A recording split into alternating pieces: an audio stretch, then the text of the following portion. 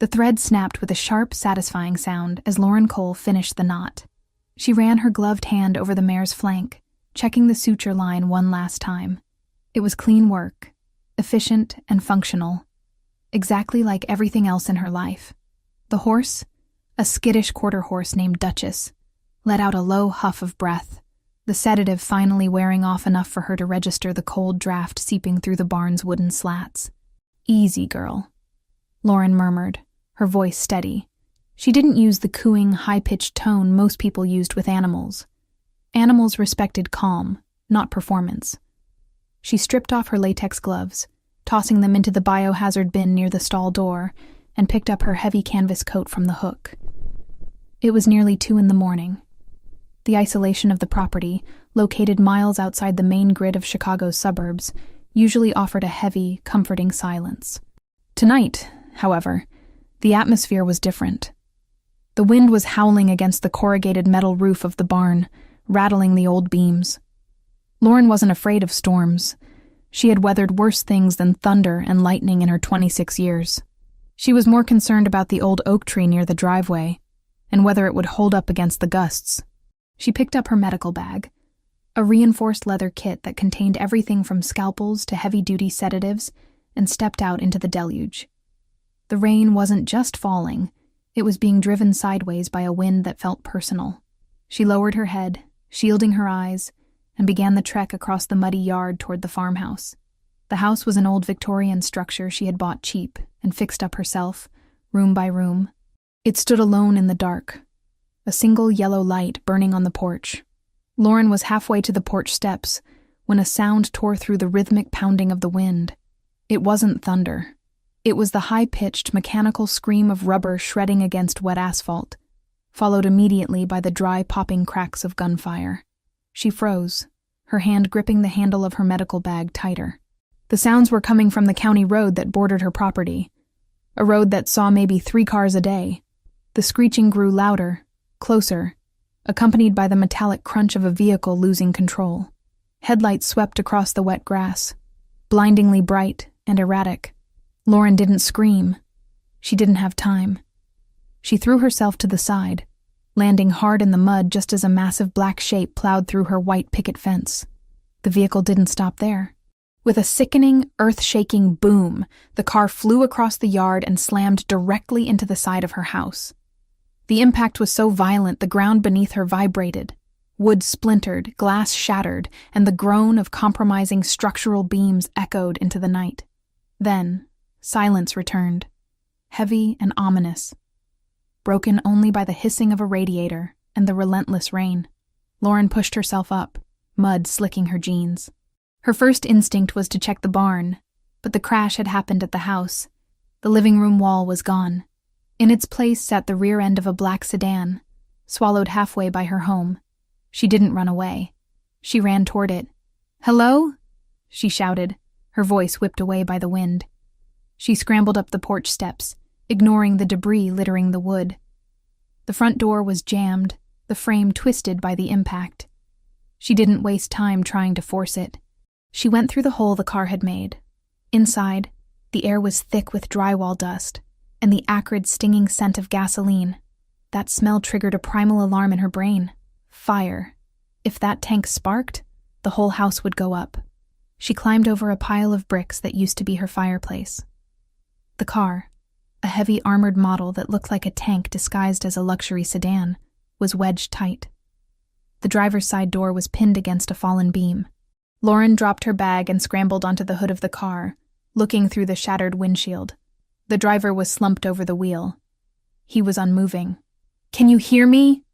Lauren yelled, using the flashlight from her phone to sweep the interior.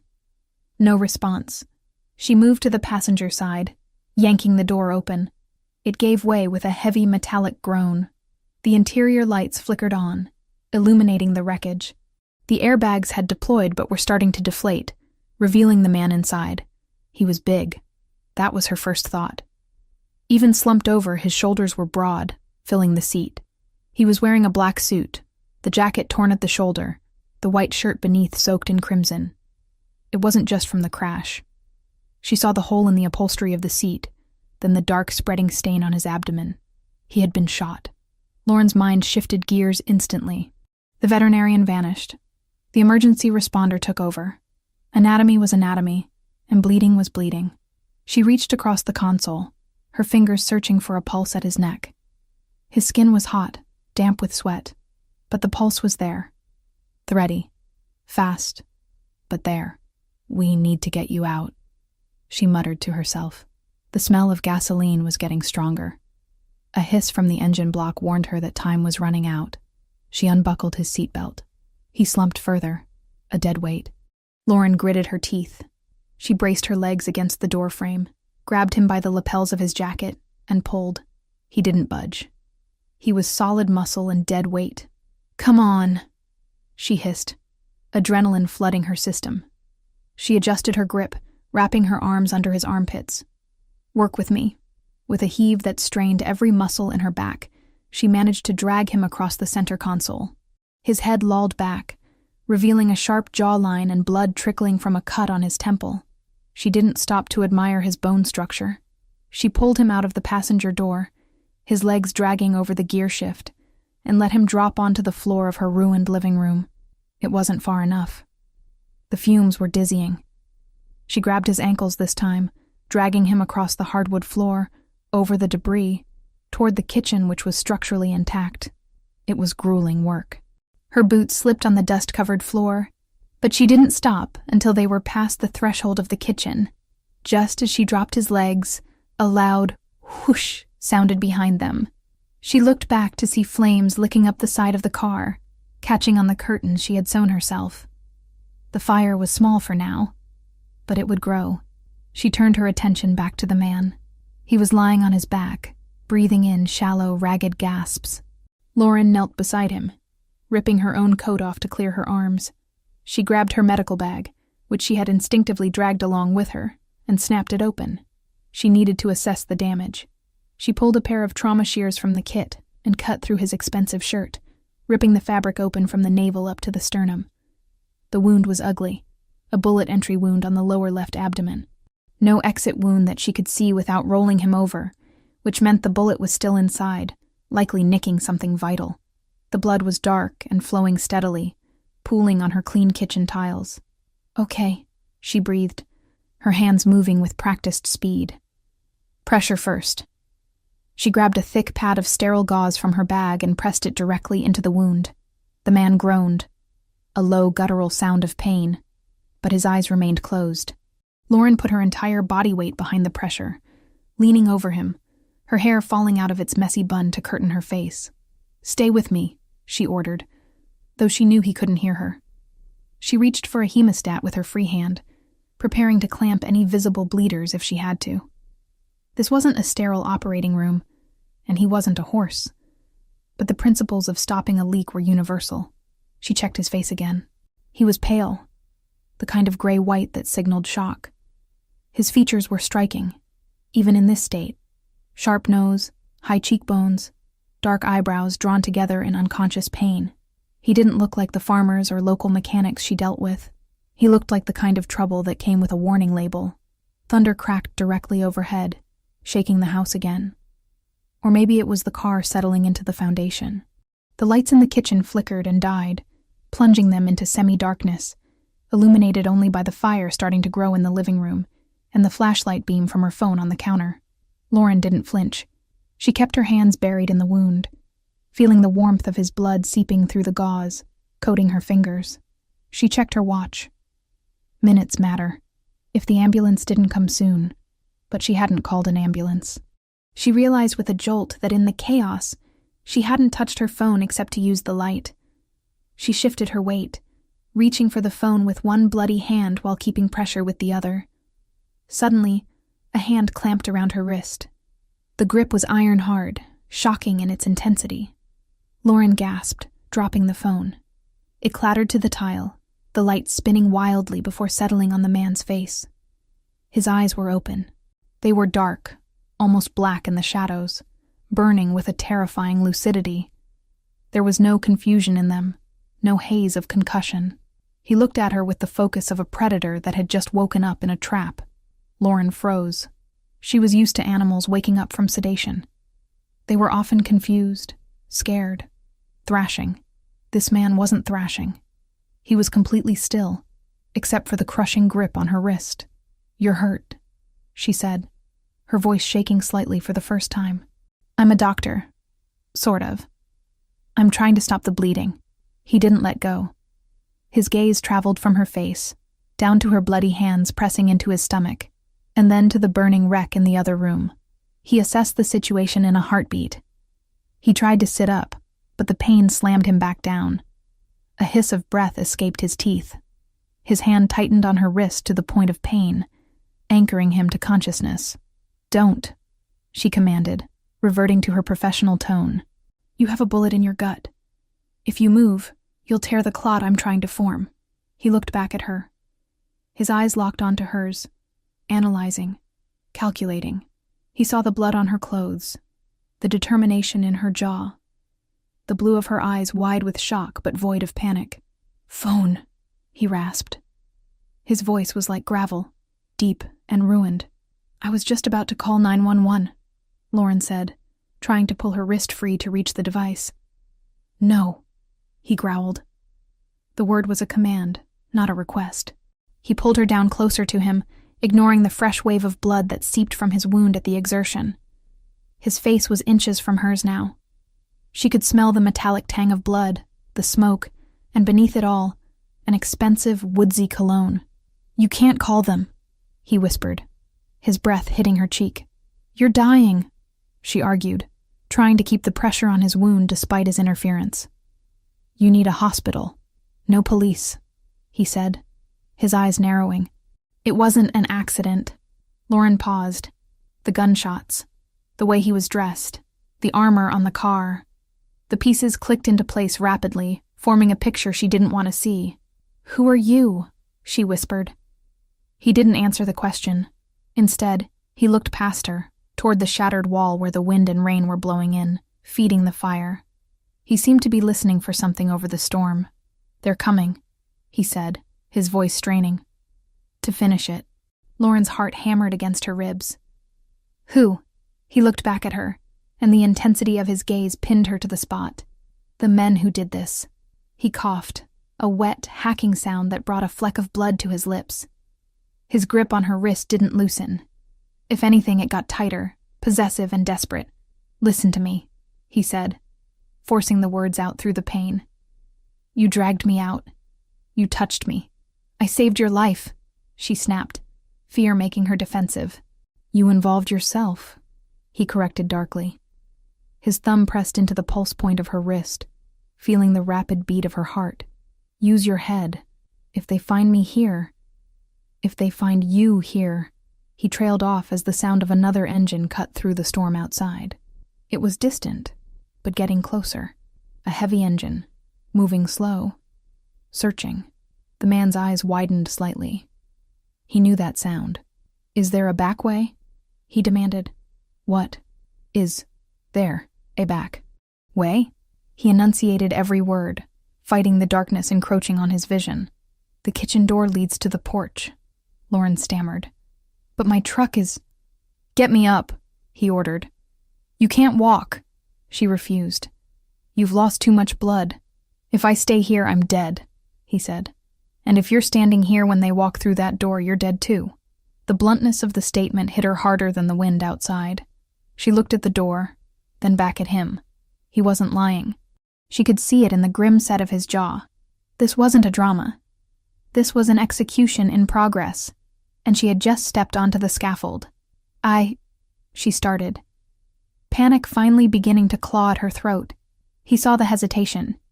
He knew he was about to pass out. The edges of his vision were already black.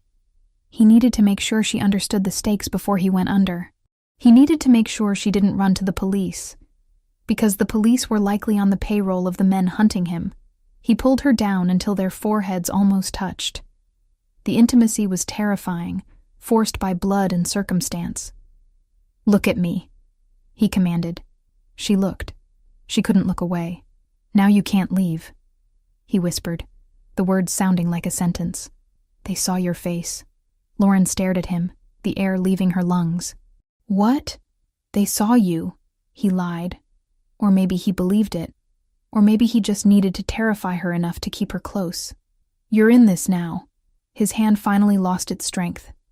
It slid from her wrist, leaving a smear of blood on her skin like a brand. His eyes rolled back, the lids fluttering shut as his body gave up the fight against the trauma. "Wait!" Lauren cried, tapping his cheek. "Don't pass out. Wake up." Silvio Ricchetti didn't answer. He lay motionless on her kitchen floor, the blood continuing to seep around her fingers. Lauren sat back on her heels, trembling. The fire in the living room crackled louder, consuming the sofa. Outside, the sound of the approaching engine grew distinct. A heavy vehicle, crunching over the gravel of her driveway, slowing down as it spotted the wreckage. She was alone. Her house was burning. A dying man was on her floor, and killers were in her driveway. "They saw your face." The words echoed in her mind. She looked down at the man. He was her only link to understanding what was happening. And he was unconscious. She looked at the back door. She could run. She could run into the cornfields and hide. But if she ran, he would die. And if they really had seen her, they would hunt her down eventually. Lauren Cole swallowed the scream building in her throat. She looked at her medical bag, then at the man's prone form. She grabbed the handle of the bag. "Damn it," she whispered. She grabbed his ankles again. She didn't check the driveway. She didn't check the fire. She just pulled. She pulled him deeper into the house, toward the pantry, toward the shadows, as the headlights of the second car swept across the kitchen window, illuminating the blood she had left behind. She wasn't a veterinarian anymore. She was an accomplice, and the night had only just begun. The pantry was a claustrophobic box of shadows, smelling of dried herbs, flour, and the overwhelming metallic stench of fresh blood. Lauren had managed to drag the heavy man behind a stack of shelving units, just seconds before the headlights of the second vehicle swept across the kitchen windows, painting the walls in brief, blinding strokes of white light. The heavy rumble of the engine outside idled, a mechanical growl that vibrated through the floorboards, distinct from the crackling fire consuming the living room. Lauren was crouched on the linoleum, her hands slick with red. Her heart was beating a frantic rhythm against her ribs, a sensation she usually associated with trapped animals, not herself. Beside her, Silvio Ricchetti shifted. The movement was small, a mere tensing of muscle, but in the tight space it felt seismic. He was awake again.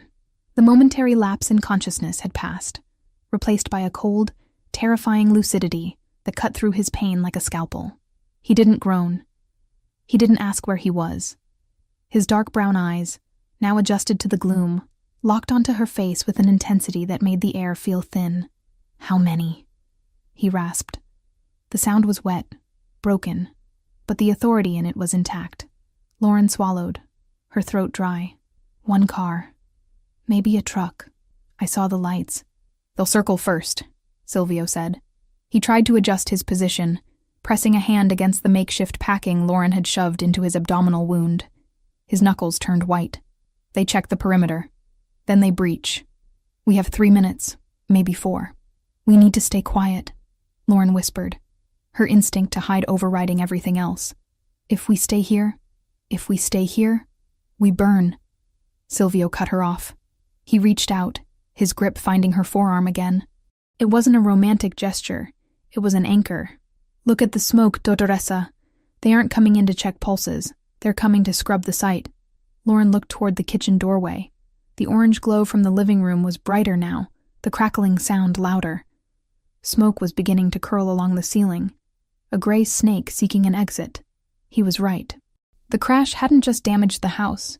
It had started a bonfire, and the men outside would likely help it along to destroy the evidence. "My truck is out back," Lauren said, her mind finally engaging with the tactical reality. "It's old, but it runs. If we can get to the service road behind the barn—" "Go," Silvio commanded. He tried to push himself up, using the shelves for leverage.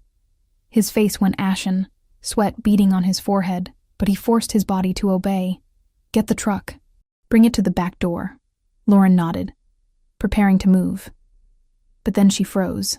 The realization hit her with the force of a physical blow. "The barn," she breathed. Silvio looked at her, his eyes narrowing. "What?" The barn is right next to the house, Lauren said, her voice rising in panic. If the house goes up, the wind will carry the sparks. The roof is old wood. It'll catch in minutes. So let it catch, Silvio snapped, his patience fraying under the agony of his wound. We are leaving. My patients are in there, Lauren hissed, turning back to him, her fear momentarily replaced by a fierce professional protectiveness. I have 3 horses in the stalls. One is sedated. Duchess can't walk out on her own if the smoke gets thick. I have to open the gates. Silvio stared at her as if she were speaking a dead language. He was a man who traded in lives like currency, who understood sacrifice as a necessary component of business. You want to go out there, in the open, with killers in the driveway, to save livestock? They aren't livestock to me, she said, her voice hard. They're my responsibility. I won't leave them to burn alive. You die, they die anyway, he countered, his voice a low growl. You step out that door, you're a target. Then I'll be quick. Lauren didn't wait for his permission. She wasn't one of his soldiers. She scrambled up, keeping low, and moved toward the back door of the kitchen. Wait! Silvio's voice was a strained bark, but she was already moving. She slipped out into the storm. The cold rain was a shock to her system, washing away the warmth of the house instantly. The wind was ferocious, whipping her hair across her face, blinding her. She stayed close to the siding of the house, moving in the shadows, her eyes darting toward the front of the property. She could see the silhouette of the second vehicle, a large SUV, idling near the wreckage of Silvio's car. 2 men were out, flashlights cutting through the rain, examining the crushed sedan. They were distracted, shouting to each other over the wind. Lauren sprinted.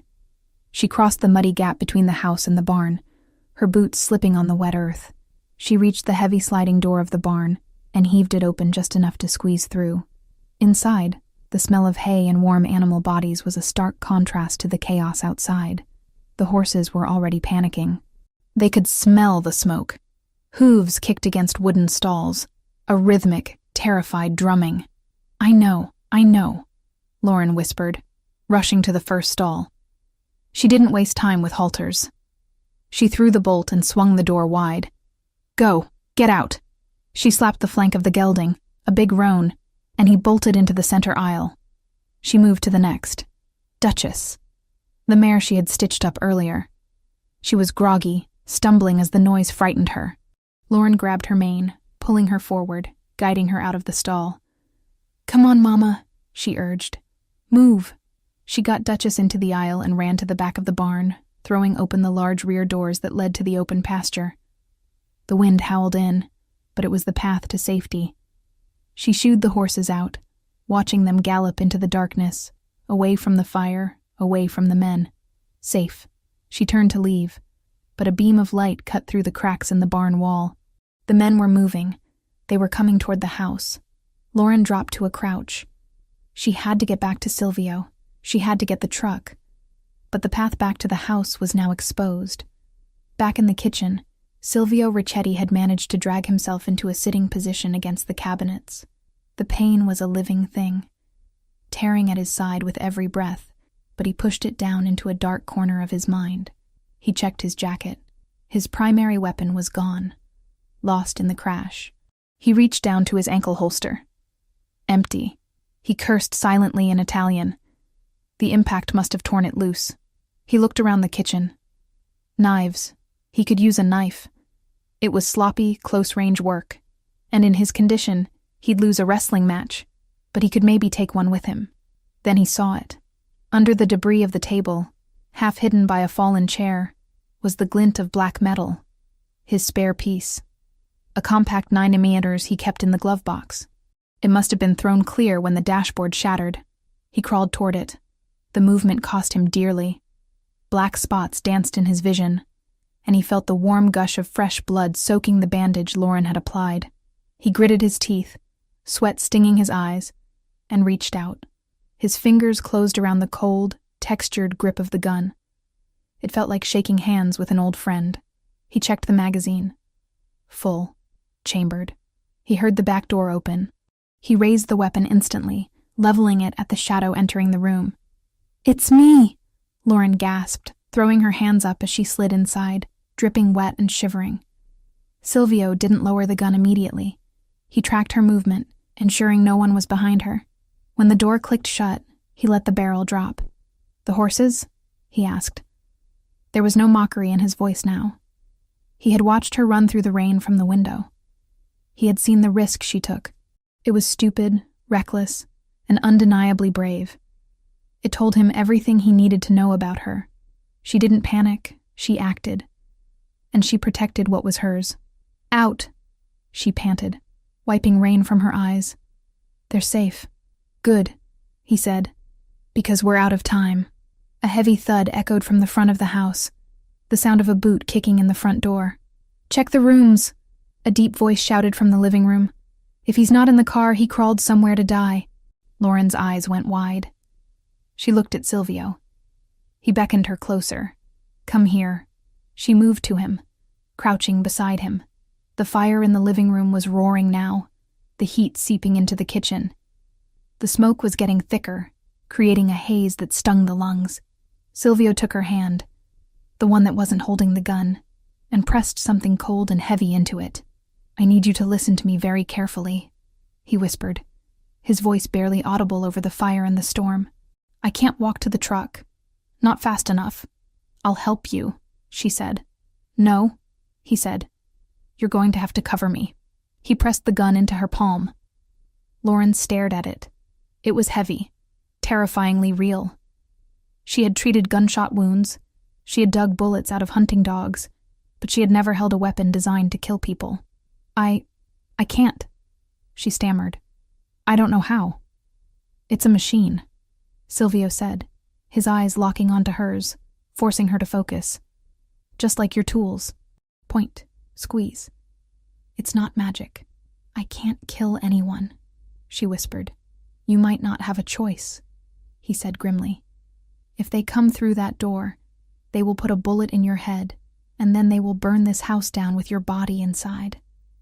That is the reality. Do you understand?" Lauren looked at the gun, then at the door leading to the hallway. She could hear heavy footsteps crunching on the broken glass. They were getting closer. "Show me," she said. Her voice trembled, but she tightened her grip on the handle. Silvio guided her hands. He ignored the pain in his gut, focusing entirely on her. His large, rough hands covered hers, adjusting her grip. "Thumbs forward," he instructed, his voice low and steady in her ear. "Don't cross them behind the slide or it'll take your skin off. Finger off the trigger until you are ready to destroy what is in front of you." He moved her finger to the frame of the gun. "There is no safety on this model," he said. "The safety is your brain. Do not point it at anything you want to keep breathing." The footsteps stopped just outside the kitchen. A shadow fell across the slice of light on the floor. "Marco?" A voice called out. "Kitchen is clear? Checking it now." Another voice replied. Closer. Silvio looked at Lauren. He saw the terror in her blue eyes, but he also saw the steel spine that had made her run into a storm to save a horse. "We go out the back," he whispered. "I'll take the lead. If I fall, you don't stop. You get to the truck, you drive, and you don't look back." "I'm not leaving you," she said. It wasn't a romantic declaration. It was a statement of fact. She hadn't saved him from the crash just to let him die on her kitchen floor. Silvio felt a strange sensation in his chest that had nothing to do with the bullet wound. He nodded once. "Help me up." Lauren hooked her arm under his uninjured side. She gritted her teeth and heaved. Silvio groaned, a sound torn from the depths of his agony, as he forced his legs to take his weight. He leaned heavily on her, his breathing jagged. They stood there for a second, swaying in the smoky darkness. A man and a woman, covered in blood and rain, holding on to each other because there was nothing else left. "Ready?" he asked. Lauren gripped the gun in her right hand, her left arm supporting the weight of a Mafia don. She looked at the back door. "Ready," she lied. Silvio kicked the back door open. The wind grabbed it, slamming it against the siding. The noise alerted the men inside. "Kitchen! They're in the kitchen! Go!" Silvio roared, pushing himself off her to stumble into the rain. Lauren followed, turning back for just a split second. She saw a figure burst through the smoke into the kitchen, a silhouette raising a rifle. She didn't think. She didn't weigh the moral implications. She raised the gun the way Silvio had shown her, both hands shaking, and pulled the trigger. The recoil shocked her, traveling up her arms like an electric jolt. The gun barked, a flash of fire in the dark. The shot went wide, shattering a cabinet, but it forced the gunman to duck for cover. "Don't stop!" Silvio yelled from the yard. Lauren turned and ran. She caught up to him near the edge of the driveway where her old rusted pickup truck was parked. Silvio was leaning against the passenger door, his face white as a sheet, clutching his side where fresh blood was soaking through his suit. "Keys," he demanded. She fumbled in her pocket, pulling out the ring. She unlocked the door, shoving him inside. He fell into the seat more than he sat. Lauren ran to the driver's side. She jumped in, jamming the key into the ignition. The engine turned over with a reluctant whine, sputtering before roaring to life. A bullet shattered the rear window, spraying them with safety glass. Lauren screamed, ducking her head. "Drive!" Silvio shouted, slumping low in the seat. She slammed her foot on the gas. The truck spun its tires in the mud, fishtailing wildly before finding traction. They shot forward, not toward the road where the enemy SUV was blocking the exit, but toward the fields. She smashed through the wooden fence she had built herself last summer. The truck bounced violently over the uneven ground of the pasture. Lauren fought the steering wheel, her knuckles white. Behind them, the house was fully engulfed now. Flames licked up the sides of the second story, turning her home into a pyre against the black sky. She saw the headlights of the SUV turning, trying to follow. But the heavy armored vehicle bogged down in the deep mud of the yard. They kept driving. Through the tall grass, through the storm, into the dark embrace of the woods that bordered her land. Lauren didn't look at Silvio. She kept her eyes on the tree line, tears finally mixing with the rain on her face. She drove until the glow of the fire was just a faint orange smudge in the rearview mirror. Only then did she glance at the passenger seat. Silvio was watching her.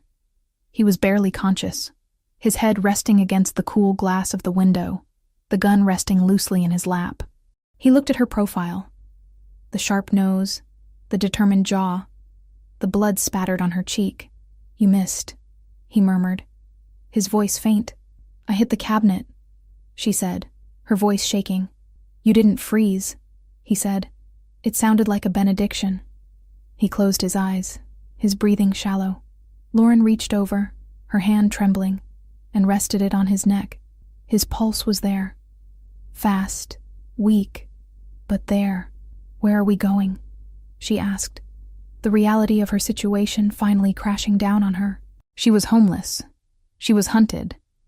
She had just shot at a man. Silvio opened his eyes one last time, fighting the darkness. "Chicago," he whispered. "We go to the city. We disappear." Lauren looked ahead at the dark, winding trail that led away from everything she had ever known. She tightened her grip on the wheel.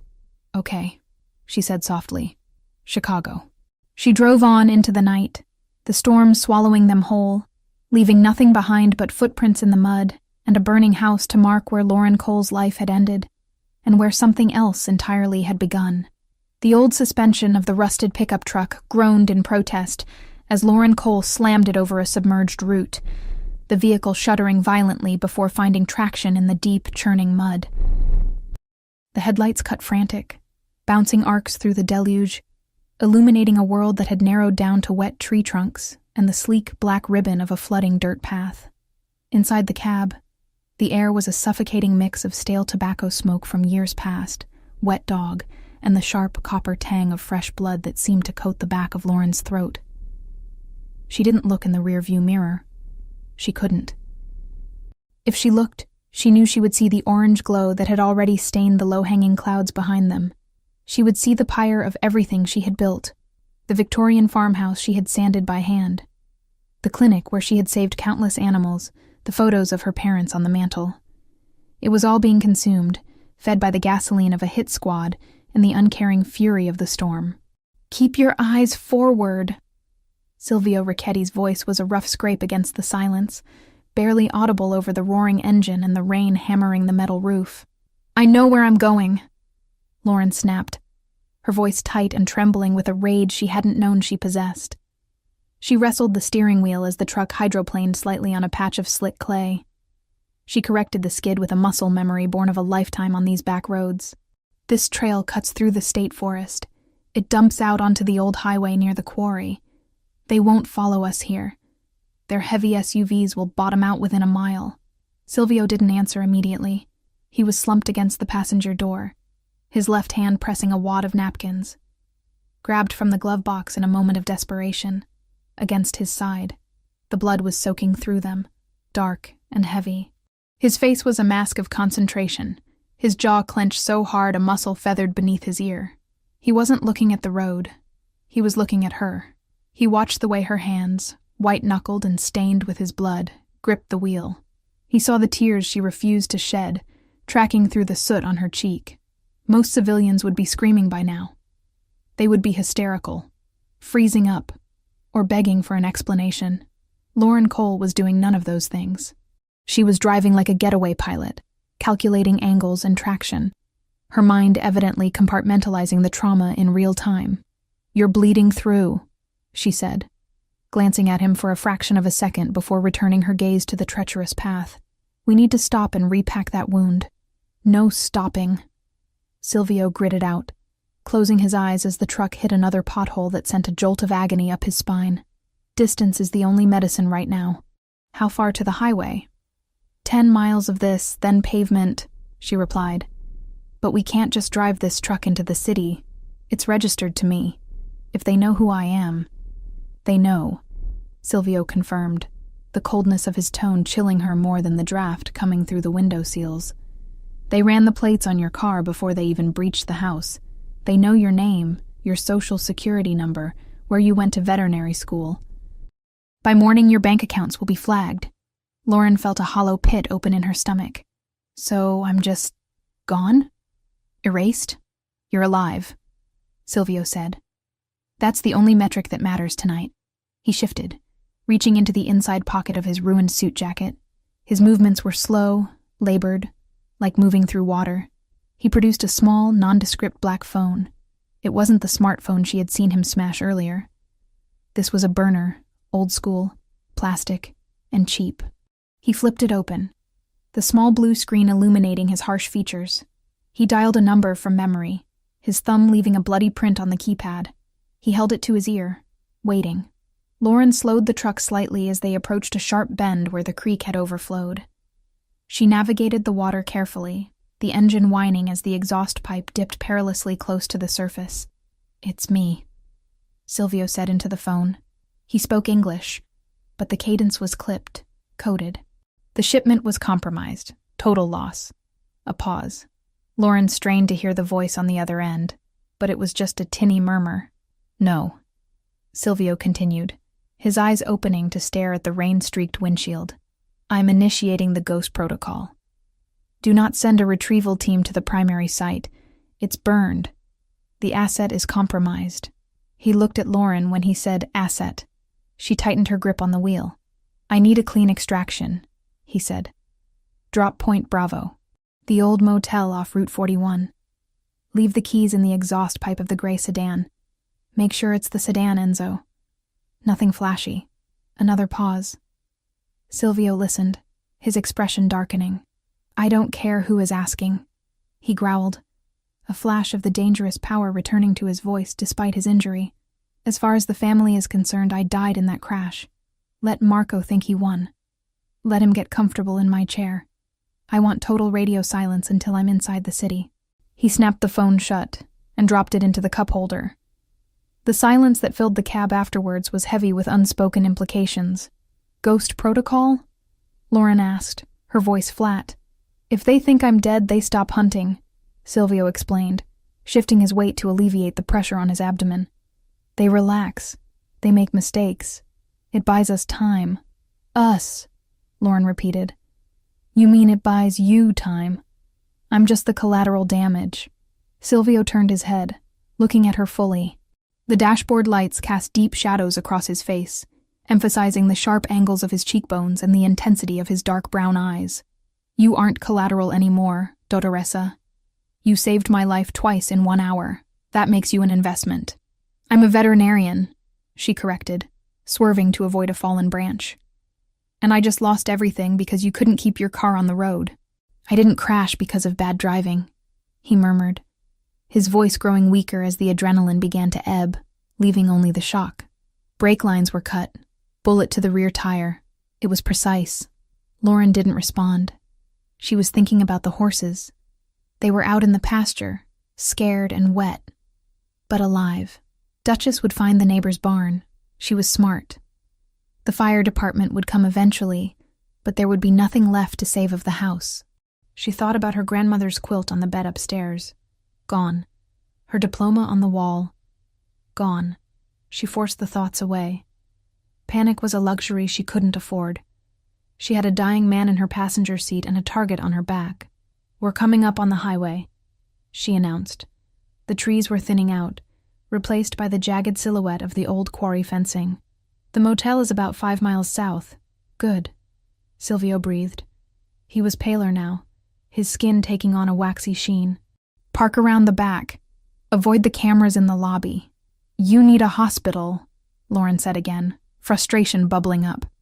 "I can't stitch a gut wound with a first aid kit and a bottle of vodka."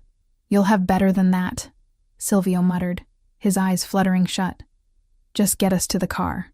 The transition from the dirt path to the asphalt of the highway felt jarringly smooth. Lauren accelerated, the truck's engine roaring as she pushed it to its limit.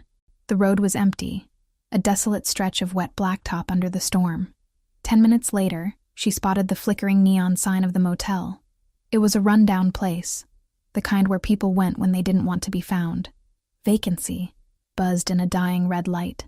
Lauren killed the headlights before turning into the lot, coasting around the side of the building to the darker, unlit area near the dumpsters. She spotted it immediately. A nondescript gray sedan parked in the shadows, unassuming and common. She put the truck in park and killed the engine. The sudden silence was deafening, broken only by the rain drumming on the roof. "We're here," she said, turning to Silvio. He didn't move.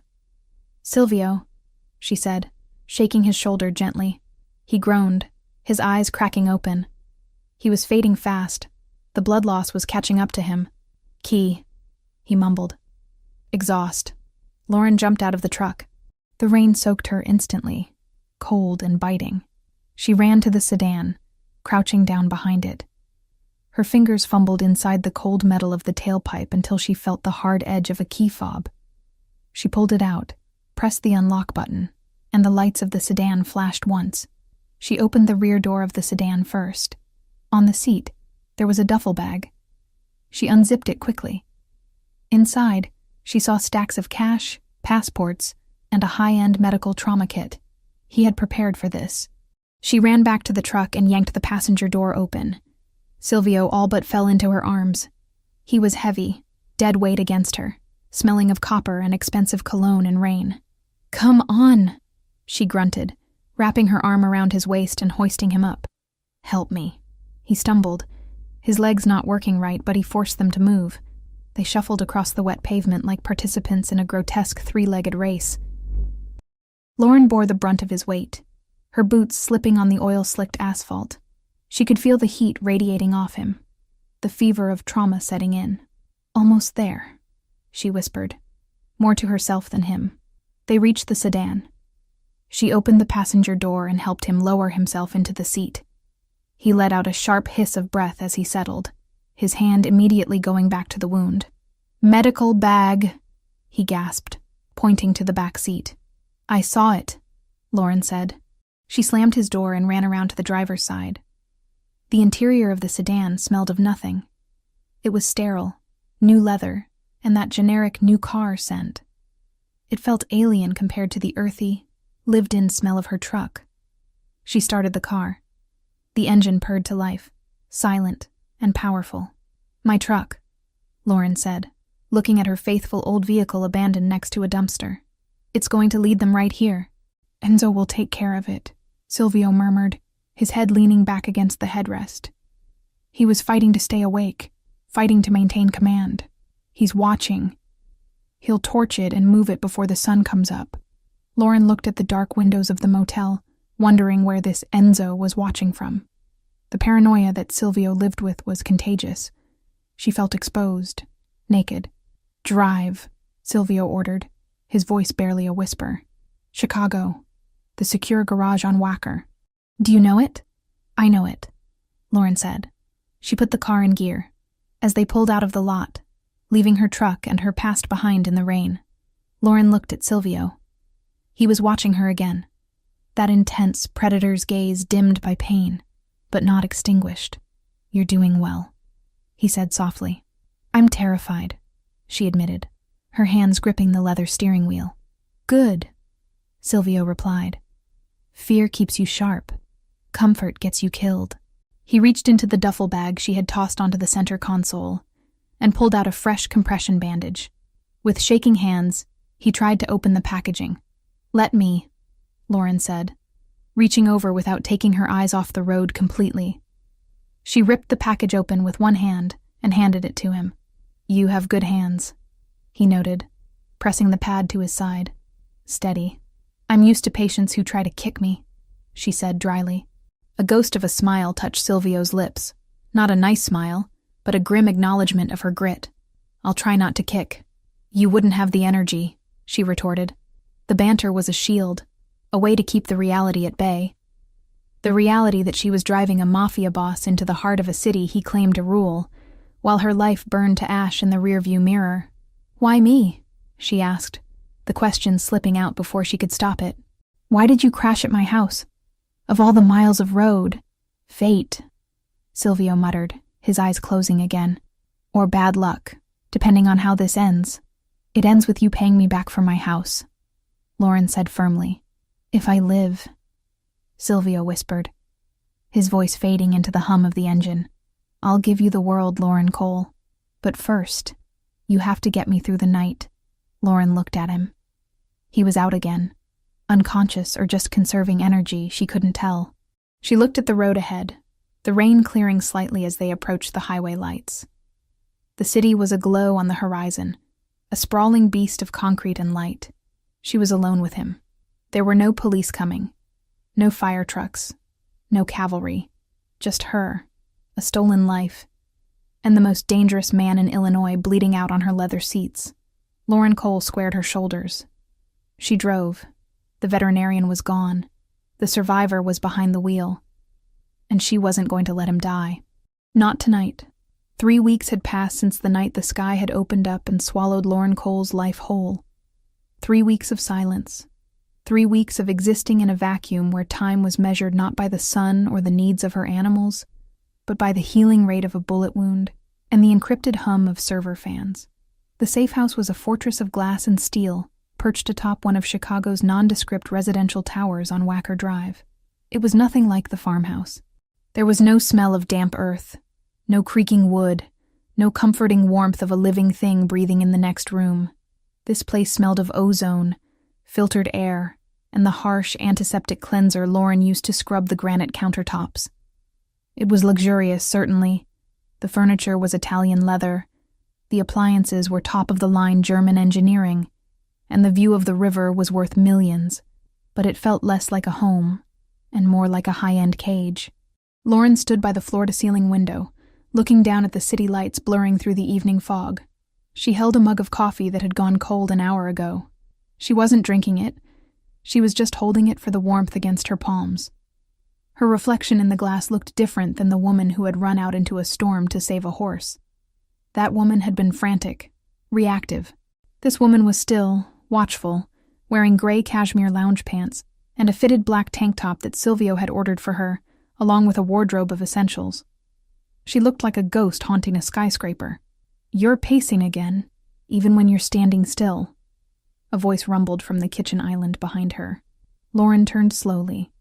Silvio Ricchetti was sitting on a bar stool, the glow of 3 different laptops illuminating his face in harsh blue light. He looked better. The waxen, deathly pallor of that first night was gone, replaced by a tired but healthy olive tone. He was shirtless, a testament to the heat he claimed the central air couldn't regulate, though Lauren suspected it was just easier to change his bandages without fabric in the way. The dressing on his left side was clean, a stark white square against his tan skin. The bruising that had covered his ribs like a map of violence had faded to a sickly yellow-green, almost gone. He was healing with a terrifying speed, his body knitting itself back together through sheer force of will. "I'm not pacing," Lauren said, walking over to the sink to dump her cold coffee. "I'm thinking." "Dangerous habit," Silvio murmured, his eyes not leaving the center screen where lines of code and bank transfers scrolled continuously. "Thinking leads to worrying. Worrying changes nothing." "Easy for you to say," Lauren countered, leaning her hip against the counter. "You have an empire to rebuild from the grave. I just have a burnt foundation and a fake name." Silvio stopped typing. His hands, large and scarred, hovered over the keyboard. He looked up at her, and the intensity in those dark brown eyes hadn't diminished in 3 weeks. If anything, it had distilled into something sharper. Living in close quarters with him was like living with a tiger that was temporarily confined to a small room. He was calm, but the potential for violence was always humming beneath the surface. "You have safety," he said, his voice low. "And you have me." "I have you," Lauren repeated, a dry laugh escaping her throat. "And you have a ghost network. We're a regular pair of phantoms." She walked around the island, her veterinarian instincts taking over as she approached him. "It's time to check the incision. Rotate." Silvio didn't argue. In the beginning, he had fought her on every medical intervention, hating the weakness, hating the dependency. Now, it was part of their routine. He swiveled the chair, lifting his left arm so she could access his side. Lauren peeled back the medical tape with practiced gentleness. The wound was closing beautifully. The angry red edges had settled into a pink scar line, jagged but sealed. There was no sign of infection. She pressed her fingers lightly around the area, checking for heat or swelling. "Pain?" she asked. "Manageable." He grunted. "Scale of 1 to 10, Silvio. Don't give me the tough guy act. I've treated stallions less stubborn than you." He smirked, a rare expression that softened the harsh planes of his face. 3, only when I twist. "It's healing well," she pronounced, applying a fresh layer of antibiotic ointment before securing a lighter dressing. "Another week and we can take the stitches out. You'll have a scar, but you kept the kidney." "I have 2, he said dismissively. "I can spare one." Lauren finished the dressing and washed her hands. She dried them on a towel, watching him return to his screens. He had been at it for 18 hours a day since the fever broke. He was hunting for the money trail, hunting for the leak, hunting for the person who had sold him out to the Albanians. "You're stuck," she observed. Silvio stiffened. He slammed the laptop lid down a fraction of an inch, a gesture of frustration he rarely allowed himself. "I am not stuck. I am thorough. You've been staring at the same shipping manifest for 4 hours, Lauren pointed out. "I've watched you scroll up and down the same column of numbers since dinner." He sighed, running a hand through his short black hair. "Something is wrong. The money was moved, but the books are balanced. It doesn't make sense. If they paid for the hit using family funds, there would be a deficit, a hole. But there is nothing. The accounts are perfect." "Maybe they didn't use family funds," Lauren suggested. "The Albanians don't work on credit, and they don't work cheap," Silvio growled. "The contract for a hit on a Don. That's 7 figures minimum, half up front. That kind of cash doesn't just appear out of thin air. It came from inside. It had to." He rubbed his eyes, the exhaustion finally showing. "I'm missing it. It's right in front of me, and I'm missing it." Lauren looked at the screen. It was a dense spreadsheet of imports, olive oil, textiles, marble, coming in from Italy and Greece. It was a language of commerce she didn't speak, but she understood systems. Biology was a system. A healthy body was a balanced ledger. Illness was a deficit or a chaotic surplus. "Move over," she said. Silvio looked at her, his eyebrow arching. "Excuse me?" "Move over," she repeated, nudging his shoulder. "Let me look. Lauren, this isn't a medical chart. These are laundering fronts for international shipping logistics. It's complicated. I decipher blood work panels for animals that can't tell me where it hurts," she said calmly. "And I ran a business for 5 years. Math is math, Silvio. Sometimes you need fresh eyes. You're looking for what you expect to see. I don't know enough to have expectations. He hesitated, then slowly slid the stool over, giving her space. It was a massive concession of territory. He was letting her into the inner sanctum of his operation. Lauren stood next to him, leaning over the keyboard. She could smell him. Soap, musk, and the faint medicinal scent of the ointment. She focused on the screen. "Okay," she said, squinting at the rows. "Explain the baseline." "What is normal? Column A is the declared value of the shipment," Silvio explained, pointing a long finger at the screen. "Column B is the insurance valuation. Column C is the actual tax paid upon entry." Lauren scanned the numbers. They matched. It was boringly perfect. "And these dates?" she asked, pointing to the timestamps. "Arrival dates at the port of Newark." Lauren scrolled down. Hundreds of entries. Thousands of tons of cargo. It was dizzying. But as she scrolled, her brain started to pick up a rhythm. It was like listening to a heartbeat. Lub-dub, lub-dub, lub-dub. And then a skip. "Stop," she said. "What?" "Scroll back up. 2 months ago. The shipment of ceramic tiles." Silvio scrolled up. "What about it?" "Look at the weight," she said. "It's listed as 4,000 pounds. The tax is calculated for 4,000 pounds. But look at the fuel surcharge on the trucking invoice in column F." Silvio squinted. "It's standard." "No, it's not," Lauren corrected. "I have a truck. I haul trailers. I know fuel consumption. The surcharge here is for a load that weighs significantly less. If they were hauling 4,000 pounds of tile, the fuel cost would be 20% higher for that distance." Silvio went still. He leaned in closer, his shoulder brushing hers. "Are you saying the container was light?" "I'm saying the container was empty," Lauren said, "or filled with styrofoam. They declared the value, they paid the tax to make it look legitimate, but they didn't ship the product, which means they pocketed the overhead." Silvio finished, his voice dropping to a dangerous whisper. "The cost of the goods. If you don't buy the marble, but you bill the company for it, you keep the purchase price," Lauren said. "How much is a container of marble?" $50,000, Silvio said.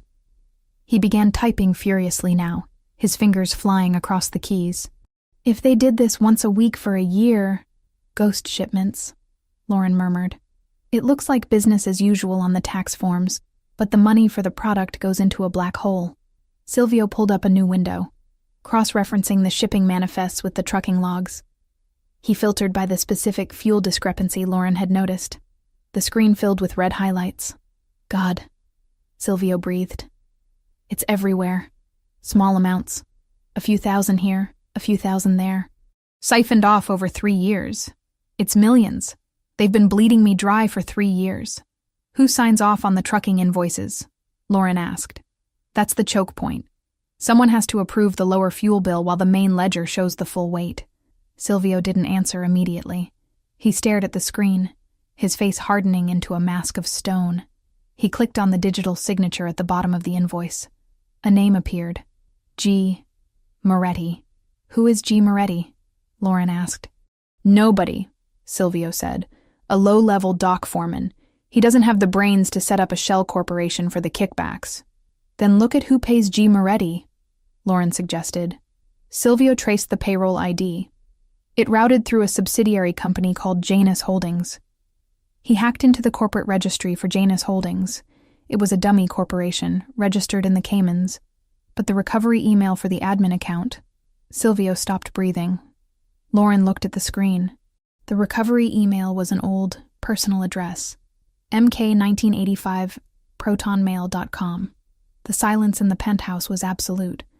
It was heavy, suffocating. Lauren saw Silvio's hand tremble once, then clench into a fist so tight his knuckles cracked. "Marco," he whispered. The name sounded like a curse. "Your consigliere," Lauren said softly. She remembered the name from his stories during their late-night dinners. The man he called brother. The man who had stood beside him at his father's funeral. Silvio stood up abruptly. The chair skidded back across the hardwood floor with a harsh screech. He walked to the window, placing his hands against the glass, leaning his forehead against the cool surface. He sat at my table, Silvio said, his voice hollow. He poured wine for my mother. He carried my sister's casket. Lauren didn't move. She knew better than to offer platitudes. This wasn't a boo-boo she could kiss better. This was a knife in the back, twisted by the one person supposed to guard it. He's stealing from the family to pay for the bullets to kill me, Silvio said, turning around. His eyes were dry, but they were burning with a cold, terrifying fire. He didn't just want me dead, Lauren. He wanted the throne. He's been building a war chest for years. He thinks you're dead, Lauren reminded him. He thinks he's won. He has, Silvio said. He's dissolving the loyalist factions right now. I saw the memos. He's restructuring. He's clearing house. He looked at Lauren. I have to kill him. It wasn't a question. It wasn't a debate. It was a statement of physics. Gravity makes things fall. Betrayal makes men die. I know, Lauren said. She didn't flinch. 3 weeks ago, the thought of murder would have sickened her.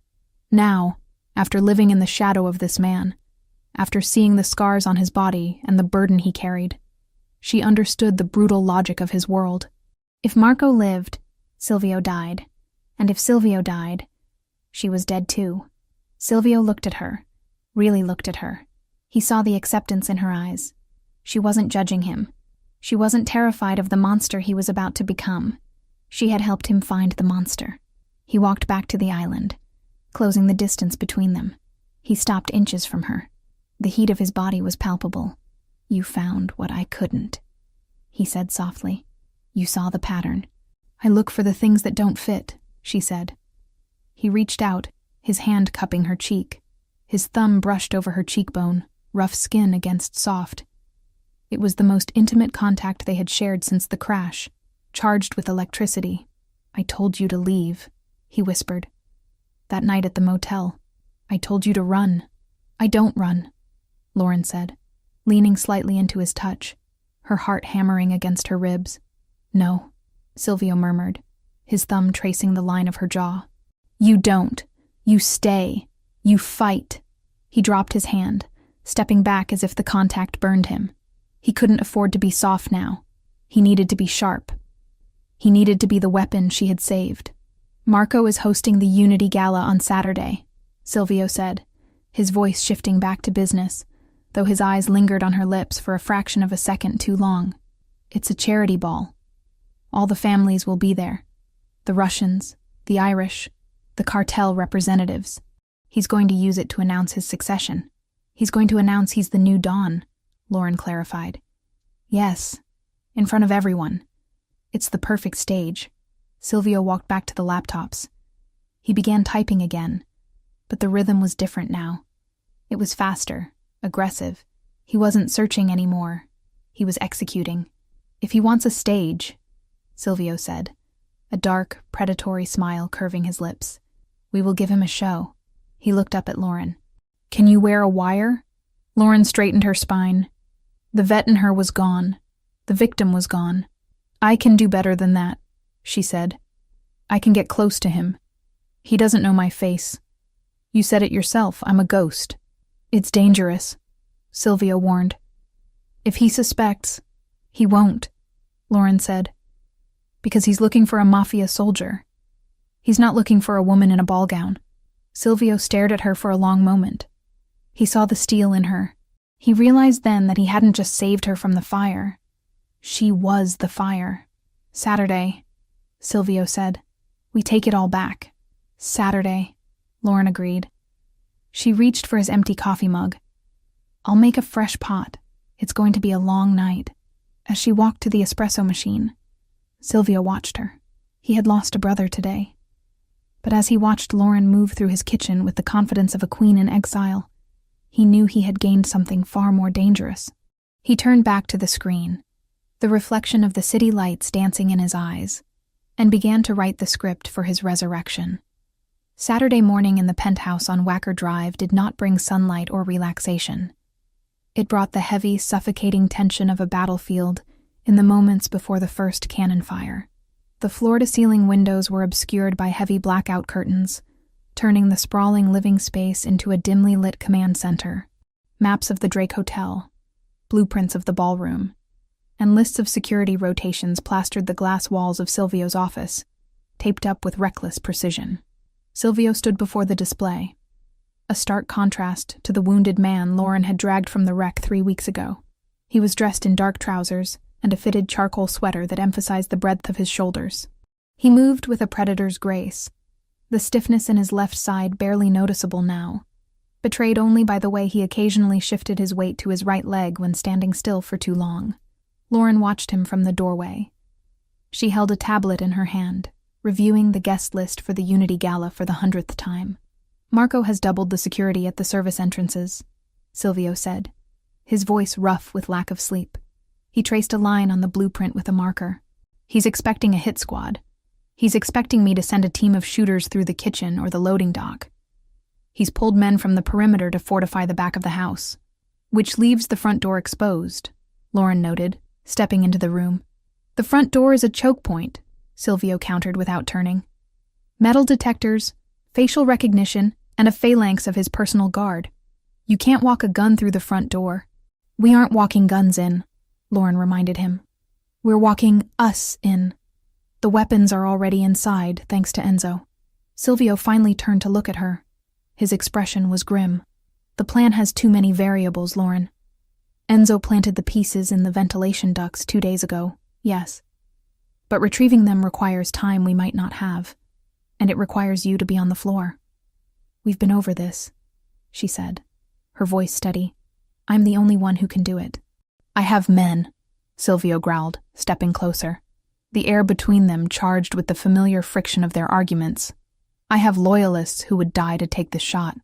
"Marco knows you're loyalists," Lauren argued, not backing down. "He knows their faces. He knows their wives' names. He knows how they walk. If any of them step foot in that ballroom, they'll be marked before they reach the bar. But me? Who am I, Silvio? To Marco, I don't exist. I'm a variable he hasn't accounted for." Silvio stopped inches from her. He looked down, his dark brown eyes searching her face for any sign of hesitation. He found none. The veterinarian from the countryside had been forged into something harder in the crucible of this penthouse. She stood with her chin raised, her blue eyes clear and defiant. "You are not a soldier," he said softly, the words sounding more like a plea than an accusation. "If things go wrong, if the shooting starts before we are ready, you don't have the training to clear the room. Then don't let things go wrong," she challenged. "You're the strategist. I'm just the distraction." Silvio clenched his jaw, the muscles feathering. He hated this. He hated that she was right. Strategically, she was the perfect asset.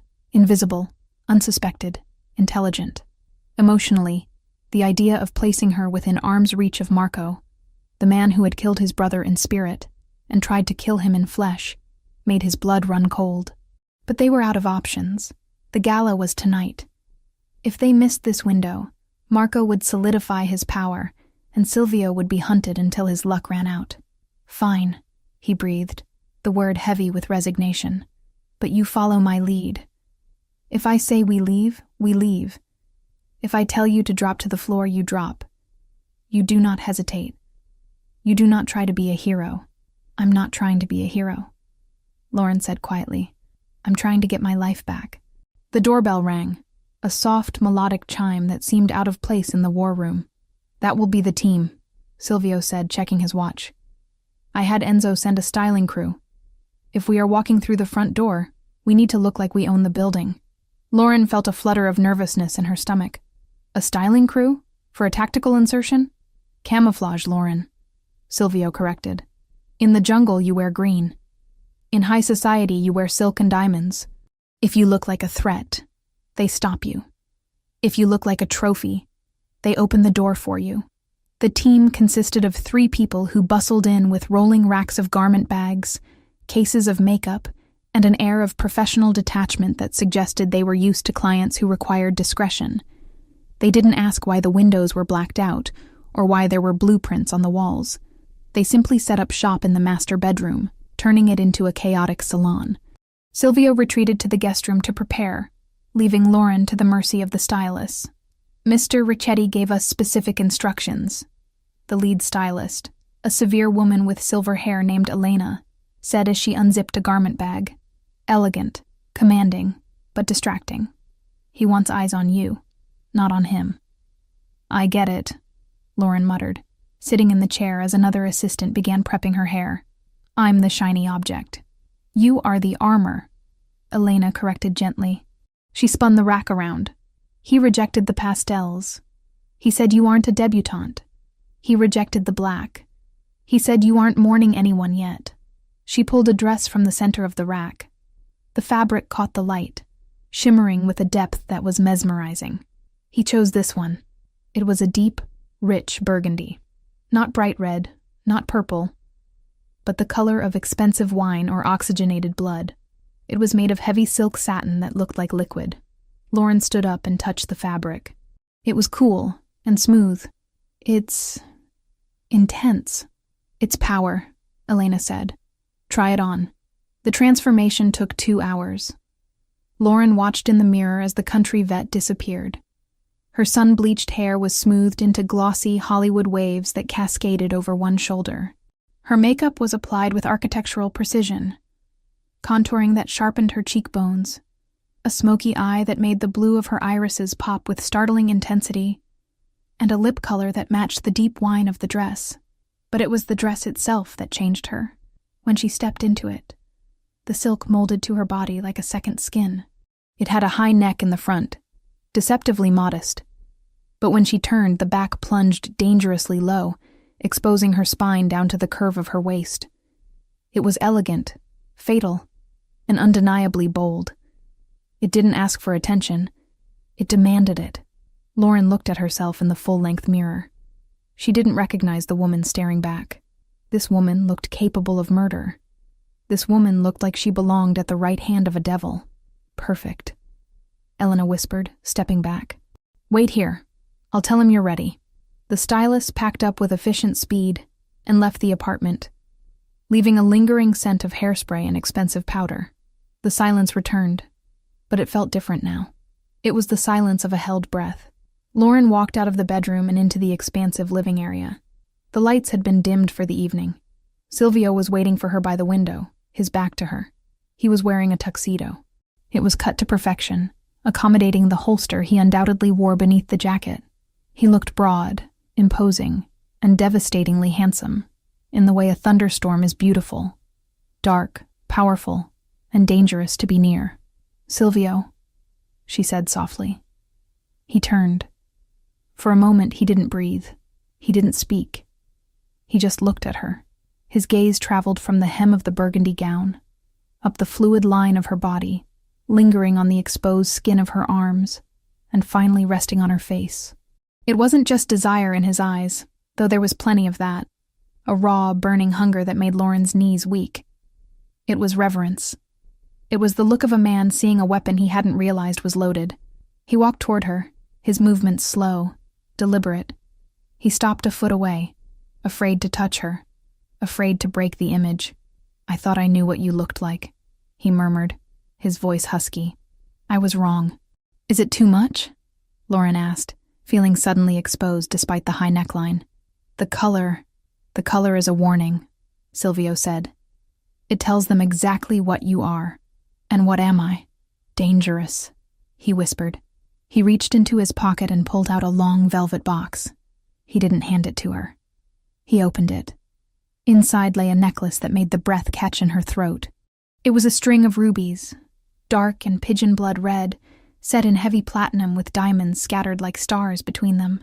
This belonged to my mother, Silvio said, his voice dropping an octave. She wore it only when my father had to meet with the 5 families.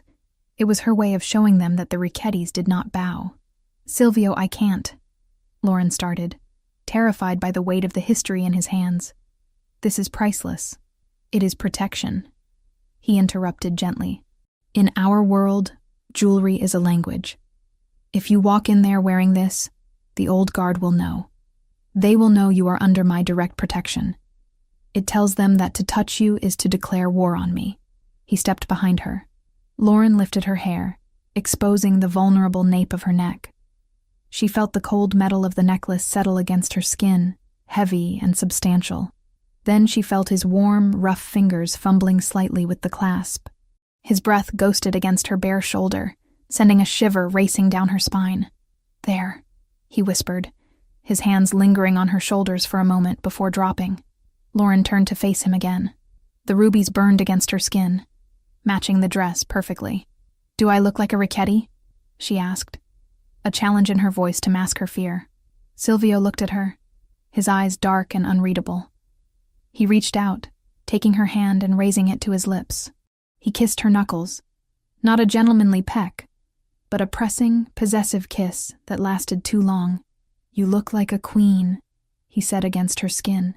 "And tonight, we take back the kingdom." He released her hand and stepped back, the mask of the dawn sliding back into place. The vulnerability was gone, replaced by icy resolve. "The car is waiting downstairs," he said, his voice clipped and professional. "Enzo is driving.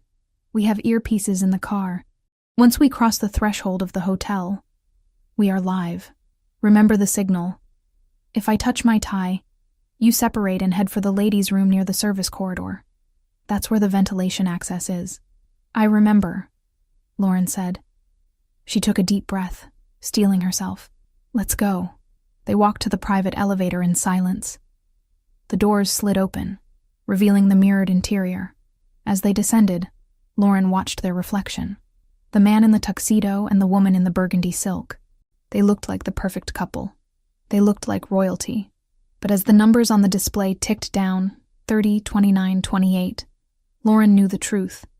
They were two people walking into a lion's den with nothing but a plan and a prayer. "Silvio," she said, breaking the silence as they reached the lobby level. "Yes? If this goes wrong," she said, meeting his eyes in the mirror.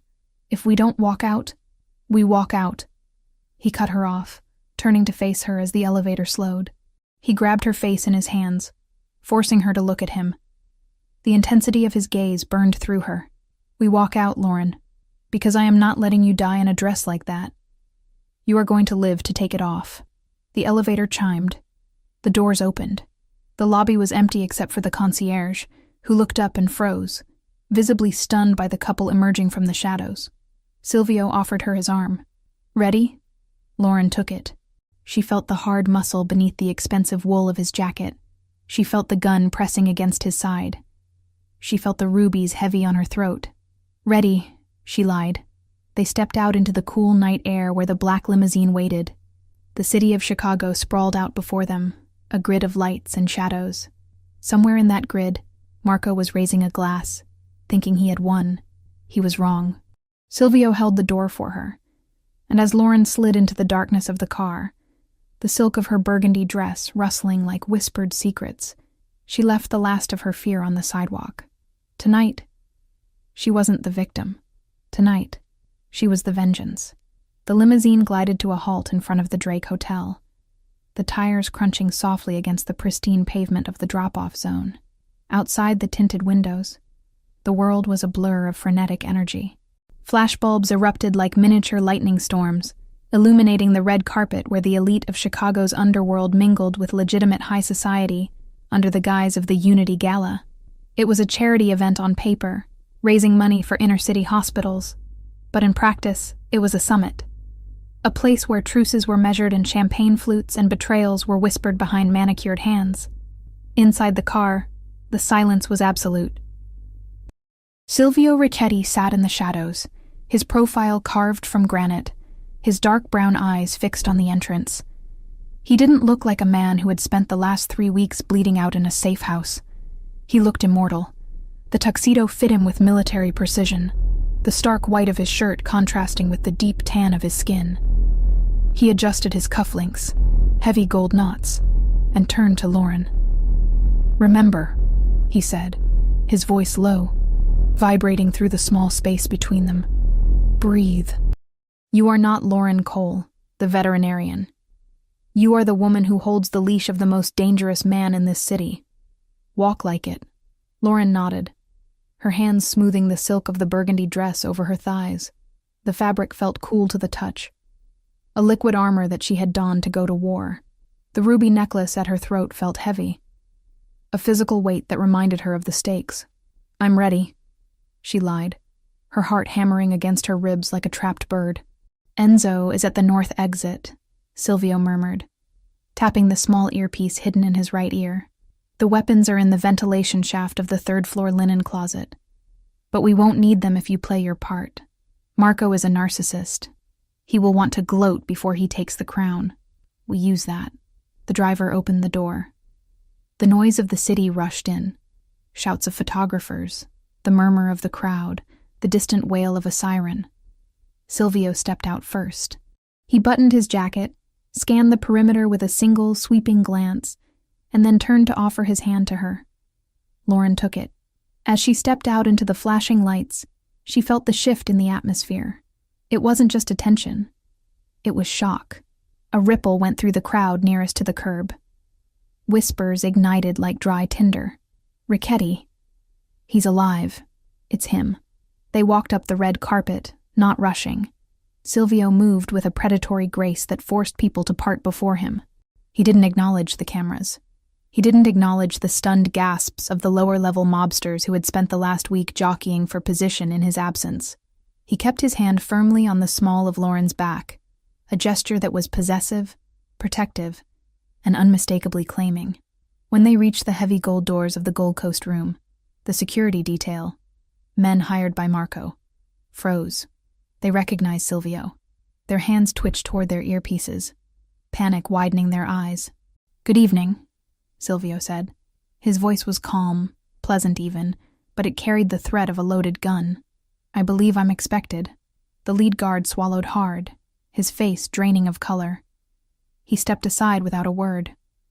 They entered the ballroom. If the sidewalk had been chaotic, the ballroom was a masterpiece of orchestrated opulence. Crystal chandeliers the size of small cars hung from the gilded ceiling, casting a warm, honeyed glow over hundreds of guests. A string quartet played something classical and soothing in the corner, fighting a losing battle against the hum of conversation. Then, Silvio stepped into the light. The reaction was instantaneous. It started near the doors and spread outward like a shockwave. Conversations died mid-sentence. Glasses were lowered. The music faltered as the cellist looked up and missed a beat. A silence descended on the room, thick and heavy, suffocating the laughter and the clinking of silverware. Silvio Richetti, the man whose obituary had been quietly drafted by half the people in this room, was walking across the marble floor. And on his arm was a vision in blood-red silk. Lauren felt the weight of 1,000 eyes. She felt the judgment, the curiosity, the jealousy. She kept her chin high, channeling every ounce of cold fury she had felt, watching her house burn. She focused on the rubies at her throat, imagining they were shielding her. "I am not a victim," she repeated to herself. "I am the storm. Keep walking," Silvio whispered, his lips barely moving. "Don't look at the floor. Look at them. Make them look away." They moved toward the center of the room. A waiter, trembling, offered a tray of champagne. Silvio took 2 flutes, handing one to Lauren. He took a sip, his eyes scanning the crowd, cataloging threats, reading loyalties. "There," he murmured. Lauren followed his gaze. At the far end of the room, on a raised dais where a podium stood waiting, was a group of men laughing. In the center of them was Marco. He looked triumphant. He was holding a scotch, gesturing expansively with a cigar in his other hand. He looked like a king holding court. He hadn't seen them yet. His back was turned, soaking in the adulation of the sycophants surrounding him. "He looks comfortable," Lauren noted, ice in her voice. "He thinks he's celebrating a coronation," Silvio said. "He's about to celebrate his funeral." A woman detached herself from a nearby group and intercepted them. She was older, draped in diamonds and wearing a severe navy gown. It was Mrs. Rossi, the wife of one of the 5 families' heads. She had eyes like a hawk and a smile that looked like it had been sharpened on a whetstone. "Silvio," she purred, though her eyes were wide with genuine shock. "We heard terrible rumors. An accident." "Rumors are often exaggerated, Elena," Silvio replied smoothly, leaning in to kiss her cheek. "As you can see, the reports of my demise were premature." Mrs. Rossi turned her gaze to Lauren. It was a dissecting look, analyzing the dress, the jewelry, the posture. "And who is this? I don't believe we've been introduced." "This is Lauren," Silvio said, not offering a surname, not offering an explanation. "She is with me." "A lovely dress, Mrs." Rossi said, her tone dripping with passive aggression. "Bold color. Usually we reserve red for looser occasions." Lauren smiled. It was the smile she used when a client tried to tell her how to do her job. "It's burgundy, actually, the color of oxygenated blood." It seemed appropriate, given that everyone here seems to be out for it tonight. Silvio stiffened slightly beside her, suppressing a smirk. Mrs. Rossi blinked, taken aback by the sharp retort. She laughed, a brittle sound. "Charming. Welcome back, Silvio." She retreated, and Silvio leaned closer to Lauren. "Oxygenated blood? It shut her up," Lauren whispered. "Focus," Silvio commanded softly. "Marco is moving." On the dais, Marco had turned. He handed his glass to an aide and checked his watch. He was preparing to speak. He still hadn't seen Silvio, blocked by the crowd and the pillars. He stepped off the dais and headed toward the service corridor that led to the private prep rooms behind the stage. "That's the signal," Silvio said. He adjusted his tie. A subtle movement, barely a brush of his fingers against the silk knot. "Go." Lauren didn't hesitate. She didn't say goodbye. She simply turned and melted into the crowd, moving in the opposite direction of Silvio. Silvio stood alone in the center of the room. He let the crowd see him now. He let the whispers grow. He waited. Lauren navigated the sea of tuxedos and gowns. She moved with purpose, heading toward the ladies' room that was situated near the service entrance. Her heart was pounding so hard she thought it might bruise her ribs. She reached the hallway, checking over her shoulder. The coast was clear. Instead of entering the restroom, she slipped past the door and into the narrow service corridor. It was cooler here, smelling of industrial cleaner and stale coffee. She pressed her back against the wall, listening. The earpiece in her ear crackled. "I'm in position." Silvio's voice came through, clear and calm. "He's in the green room, 2 guards outside. You need to get to the ventilation grate in the pantry next door. It shares a wall." "I'm moving," Lauren whispered. She found the pantry door. It was unlocked. She slipped inside. It was a small room stacked with crates of wine and linens. High on the wall, near the ceiling, was the vent. Lauren hiked up her silk dress, not caring about the cost. She climbed onto a crate of Pinot Noir, balancing precariously in her heels. She pulled the small directional microphone Enzo had given her from her clutch purse. It looked like a compact mirror. She pressed it against the vent.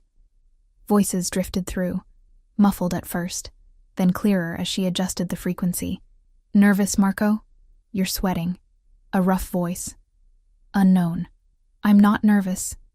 Marco's voice. Arrogant, impatient. "I'm ready." "Is the transfer complete?" "The Albanians want the second half," the rough voice said.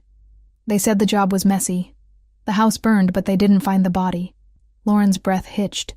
She pressed the device harder against the metal grate. "The body is ash," Marco snapped. "The car exploded. The house burned to the foundation. There's nothing left of Silvio Ricchetti but dental records, and I made sure those vanished from the dentist's office last week. He's dead. The transfer goes through as soon as I leave that stage." "And the girl?" the voice asked. "The vet?" "Collateral," Marco dismissed. "If she was in the house, she's dust. If she wasn't, she's a nobody. Who cares? She's a loose end that tied itself. Now hand me the speech. It's time to accept the burden of leadership." Lauren's hand shook. She had it. The confession. The confirmation of the hit. The dismissal of her life as dust. "Did you get it?" she whispered into her comms. "Crystal clear," Silvio's voice replied. It was the voice of the Reaper. "Get out of there, Lauren. Go back to the floor. Stay near the exit." "I'm coming out," she said. She jumped down from the crate, smoothing her dress. She slipped out of the pantry and back into the service corridor. She walked briskly toward the ballroom, her heart racing. She re-entered the Gold Coast room just as the lights dimmed. A spotlight hit the stage. "Ladies and gentlemen," a voice announced over the PA system. Please welcome the acting head of the Ricchetti family, Mr. Marco Conti. Polite applause. It was thin, uncertain. The room knew something was wrong, but they didn't know what yet. Marco stepped into the spotlight. He looked impeccable, projecting a somber gravitas. He approached the microphone, adjusting it with both hands. He looked out at the darkened room, unable to see the faces clearly. "Friends," Marco began, his voice dripping with rehearsed sorrow. "We gather tonight under a shadow. As many of you know, we have suffered a tragic loss. My brother, my mentor, Silvio." He paused for effect, hanging his head. It was a masterful performance. Silvio was a man of vision, Marco continued, and though he was taken from us too soon, by a tragic accident on a rainy road, his vision must survive. It falls to me, with a heavy heart, to carry that torch. From the back of the room, near the sound booth, Silvio signaled the technician. A man Enzo had paid triple his annual salary to look the other way for 5 minutes. "Carrying a torch is difficult." Silvio's voice boomed over the speakers, cutting Marco off mid-breath. Marco froze. He looked around, confused. "What? Is this a tribute?" "No," Silvio's voice continued, but this time it wasn't live. It was the recording Lauren had just captured. The audio quality was grainy but unmistakable. "The body is ash. The car exploded. The house burned to the foundation. He's dead. The transfer goes through as soon as I leave that stage." The ballroom went deathly silent. The recording continued. "And the girl, the vet, collateral. She's a loose end that tied itself." Marco stood on stage, his face draining of blood until he looked like a wax figure. He gripped the podium, his knuckles white. He looked up at the sound booth, panic flaring in his eyes. Then the spotlight moved. It swung away from the stage and swept across the floor, searching. It stopped in the center of the room.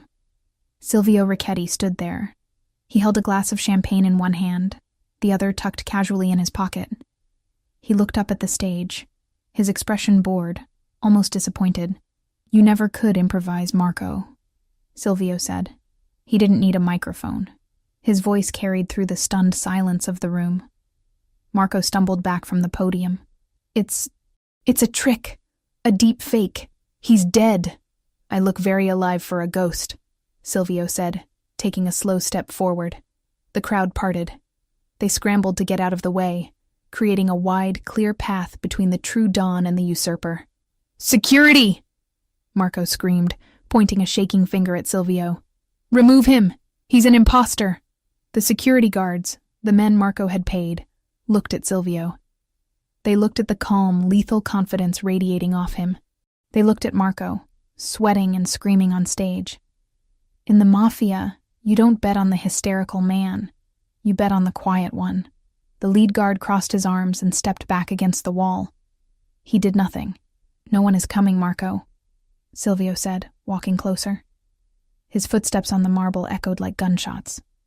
"You paid them with my money, but they know whose money it really is." Marco pulled a gun. It was a small silver pistol he had hidden in his waistband. A desperate, foolish move. Screams erupted from the crowd. Guests dove under tables. Silvio didn't flinch. He didn't even draw his own weapon. He just stopped walking and looked at the gun with disdain. "Put it down," Silvio said, "before you embarrass yourself further." "I killed you!" Marco shrieked, the veneer of the sophisticated consigliere shattering to reveal the frightened thug underneath. "I burned you." "You tried," Silvio corrected. "But you forgot the first rule of this family. You check the body." Silvio snapped his fingers. From the shadows of the wings, 3 men emerged. They weren't security. They were Silvio's personal guard. Enzo and 2 others who had been waiting in the ventilation shafts. They were armed with suppressed submachine guns. Marco looked left, then right. He was surrounded. "You have 2 choices," Silvio said, his voice dropping to a conversational volume that was somehow more terrifying than a shout. "You can use that gun on yourself. Or you can come with Enzo." Marco looked at the gun in his hand. He looked at the crowd, witnessing his total humiliation. He looked at Silvio, who watched him with eyes devoid of mercy. Marco's hand shook. He couldn't do it. He dropped the gun. It clattered loudly on the stage floor. "Smart," Silvio said, "but cowardly. I expected nothing less." Enzo and the guards moved in. They didn't behead him. They didn't shoot him. They grabbed him by the arms and dragged him off the stage like a piece of unwanted luggage. Marco kicked and screamed, begging for the council to intervene. But the other dons watched in stony silence. The omertà had been broken. Marco was a rat and a failure. There was no sanctuary for him here. As Marco was hauled through the exit, Silvio stepped up onto the stage. He picked up the microphone Marco had abandoned. He looked out at the room, at the terrified socialites, the calculating mob bosses, the waiters frozen with their trays. "My apologies for the interruption," Silvio said smoothly. "There was a pest infestation. It has been handled." He raised his glass. "To family." The room hesitated for a heartbeat. Then, slowly, terrifyingly, the applause started. One person, then 10, then the whole room. They clapped for the victor. They clapped because they were afraid not to. "To family!" someone shouted. Silvio drank. He didn't smile. He looked over the rim of his glass, scanning the crowd until he found her. Lauren was standing near a pillar, half hidden by the shadows. She was trembling. She had seen violence before, animals fighting, nature's cruelty. But she had never seen this. She had never seen a man dismantle another human being's life with just words and a recording. She saw the way the room bowed to him. She saw the absolute, terrifying power he wielded. He wasn't a hero.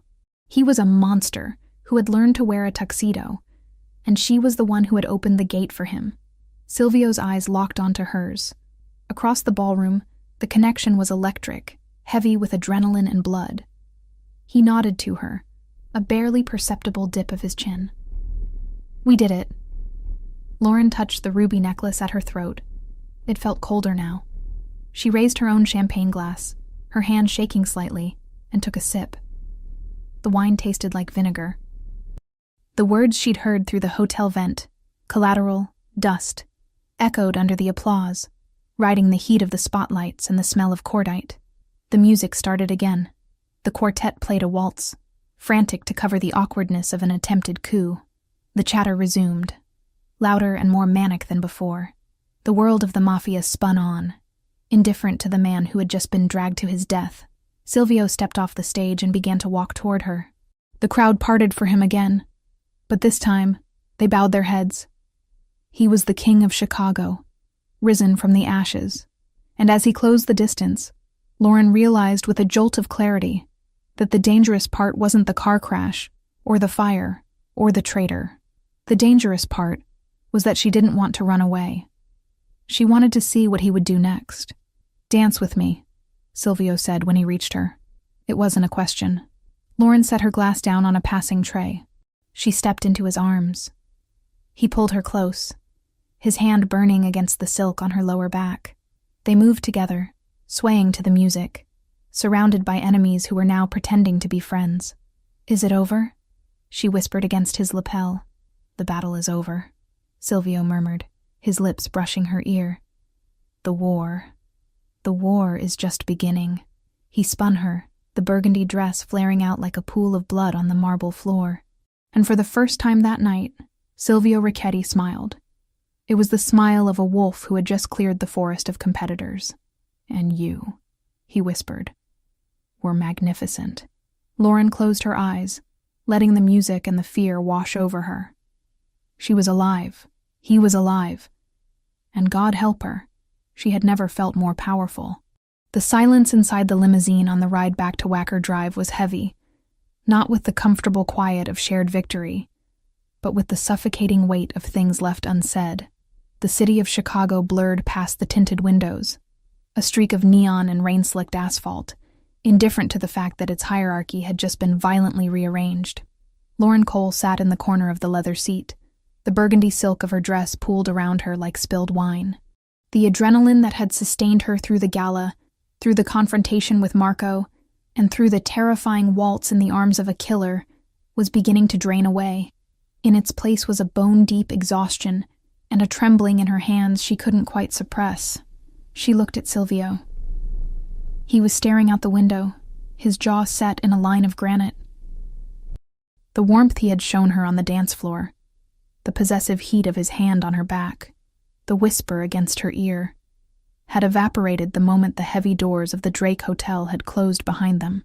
He was no longer the partner who had needed her help to decipher shipping manifests. He was the Dawn. He was the man who had ordered his own brother dragged away to an unmarked grave without blinking.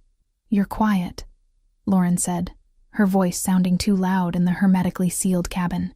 Silvio didn't turn. "There is nothing left to say. The work is done." The coldness of his tone struck her like a physical blow. It wasn't angry. It was detached. Clinical. It was the voice of a surgeon closing a patient after a procedure, ready to wash his hands and move on to the next case. When the car pulled into the private underground garage of the penthouse tower, the transition was jarring.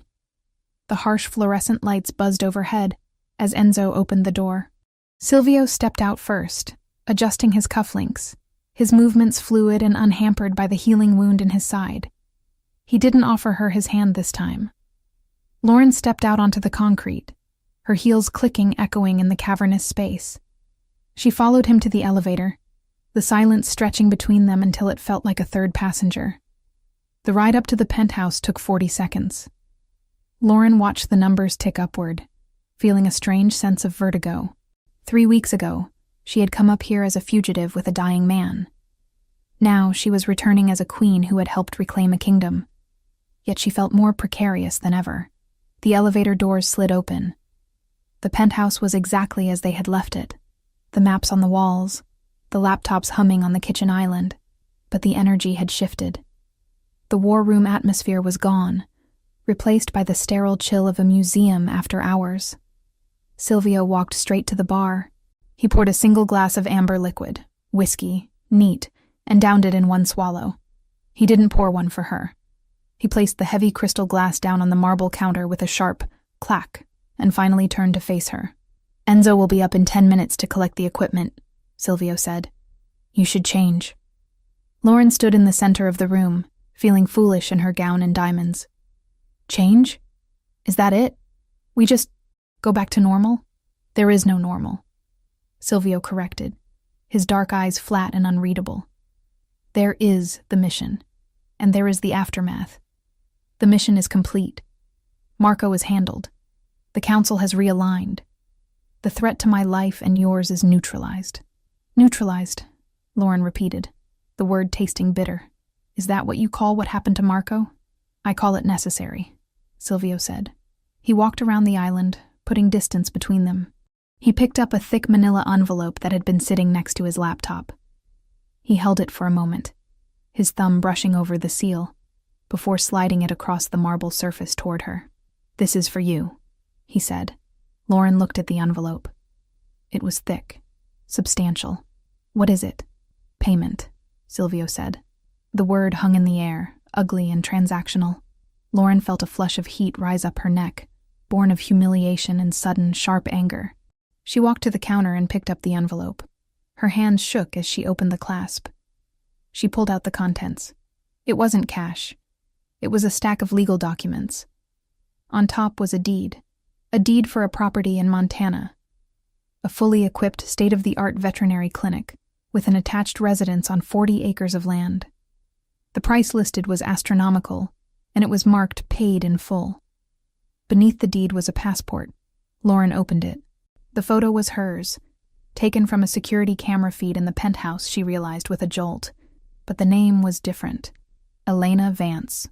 "It's a clean identity," Silvio explained, his voice devoid of emotion. "Social security number, birth certificate, credit history. It goes back 10 years. It will stand up to scrutiny from anyone, the IRS, the FBI, even my world. The bank accounts linked to that name have enough funds to ensure you never have to work a day in your life, though I assumed you would want the clinic." Lauren stared at the passport. Elena Vance. A stranger with her face. "You want me to leave," she stated, looking up at him. "I want you gone," Silvio corrected. He crossed his arms over his chest, leaning back against the panoramic window, framing himself against the city lights he now owned. You were useful, Lauren. I won't deny that.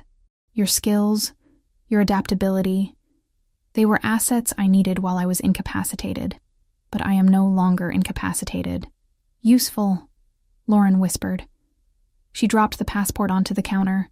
Is that all I was? An asset? A nurse with a driver's license? Don't romanticize this, Silvio said, his voice hardening. You found me in a wreck. You saved me because it is your nature to fix broken things. I kept you alive because I needed cover. We made a deal. I told you I would give you the world if I lived. This, he gestured to the documents. This is the world. It's freedom. It's safety. It's everything you lost in that fire, multiplied by 10. It's a payoff, Lauren snapped, the anger finally breaking through. You're paying me off like a contractor you're done with. Because I am done with you, Silvio roared. The sudden volume made her flinch. He pushed off the window and stalked toward her, stopping only when the kitchen island was the only thing separating them. Look at me, Lauren. Look at what I am. I just executed my brother in front of 500 people. Tomorrow, I will order the deaths of a dozen more men who were loyal to him. My life is blood. It is violence. It is looking over my shoulder every second of every day until someone finally gets lucky and puts a bullet in my head. I know what you are, Lauren argued, leaning forward, matching his intensity. I've been living in it for 3 weeks. I washed the blood off your hands. I loaded your gun. I didn't run then. Why are you pushing me away now? Because you are a civilian, Silvio shouted, slamming his hand down on the marble. The sound echoed like a gunshot. You are a veterinarian who saves horses and cries over burnt houses. You do not belong here. You wore the dress, you played the part, and you did it well. But the play is over. The curtain is down. He took a breath, his chest heaving. When he spoke again, his voice was dangerously quiet. You are a liability, Lauren. A weakness. Every enemy I have, and I have made new ones tonight, will look for a way to hurt me. And they will see you. They will see the way I looked at you on that dance floor. And they will come for you to get to me. So let them come, Lauren said, her voice shaking with a bravery that was bordering on recklessness. We handled Marco. We can handle... No, Silvio cut her off. I handled Marco. You survived him. There is a difference. I cannot run an empire if I am constantly worried about keeping you breathing. I cannot be what I need to be if I have a conscience sleeping in my bed. He looked at her with eyes that were cold, dead, and utterly convincing. You were a distraction. A pleasant one. But I have work to do, and I don't need a pet. The insult landed with precision. Lauren recoiled as if he had slapped her. She looked at him, searching for the man who had held her face in the elevator. The man who had told her she was a queen. He was gone. Or maybe he had never existed. Maybe this cold, brutal creature was the real Silvio Ricchetti, and the other man was just a fever dream born of trauma and painkillers. She straightened her spine. She reached up to her neck. Her fingers found the clasp of the ruby necklace. It took a moment. Her hands were trembling, but she undid the latch. The heavy necklace slid from her skin, pooling in her hands like drops of blood. She placed it gently on top of the dossier. The debt is paid, she said, her voice hollow but steady. You promised to replace what I lost. You've done that. The house, the clinic. It's more than fair. Silvio stared at the rubies. His jaw tightened, a small betraying tick that Lauren caught. But don't lie to me, Silvio, she said softly. You're not sending me away because I'm a liability. You're not sending me away because I'm a pet. She walked around the island until she was standing right in front of him. He didn't retreat, but his body was rigid, every muscle coiled tight. You're sending me away because you're terrified, she whispered. You're terrified that if I stay, you might actually feel something other than hate. You're scared that I make you human. And in your world, being human gets you killed. Silvio didn't speak. He didn't blink. He just stared at her, his face a mask of stone. Take the deal, Lauren, he rasped finally. Take the ticket, take the life, and get out of my city. I will, she said. I'm not stupid. I know when I'm not wanted, And I know when a patient is terminal." She stepped back, creating a chasm between them that felt wider than the miles to Montana. "I'll be gone in the morning," she said. "I assume Enzo will drive me to the airport?" "The plane is waiting at a private airfield," Silvio said, turning his back to her to pour another drink he didn't need. "It leaves at 6 a.m. Don't miss it." "I won't." Lauren turned and walked toward the guest room. She didn't slam the door. She closed it quietly, with a soft click that sounded like the final beat of a heart. Inside the room, the silence was deafening. Lauren leaned against the door, sliding down until she hit the floor. She didn't cry. She had cried enough in the truck. She just sat there, listening to the hum of the city outside, clutching the deed to a life she hadn't asked for, given by a man she was terrified she might have loved. In the main room, Silvio Ricchetti gripped the edge of the bar until his knuckles turned white. He stared at the ruby necklace on the counter. He reached out, his hand hovering over the gems, shaking slightly. He didn't pick them up. He couldn't bear to touch the warmth her skin had left on the metal. "It's better this way," he whispered to the empty room. "You're safe." He drank the whiskey. It burned, but not enough to numb the hole in his chest where his heart used to be. The morning came with a gray, relentless drizzle, fitting for a funeral or a departure. Lauren was awake long before the sun. She packed the few things she had. The clothes Silvio had bought her, the documents, the memories she couldn't leave behind. She left the burgundy dress hanging in the closet, a ghost of the woman she had been for one night. She walked out into the living area at 5:45 a.m. Silvio was there. He was sitting in the armchair facing the window, dressed in a fresh suit, reading a newspaper. He looked impeccable, untouched by the night.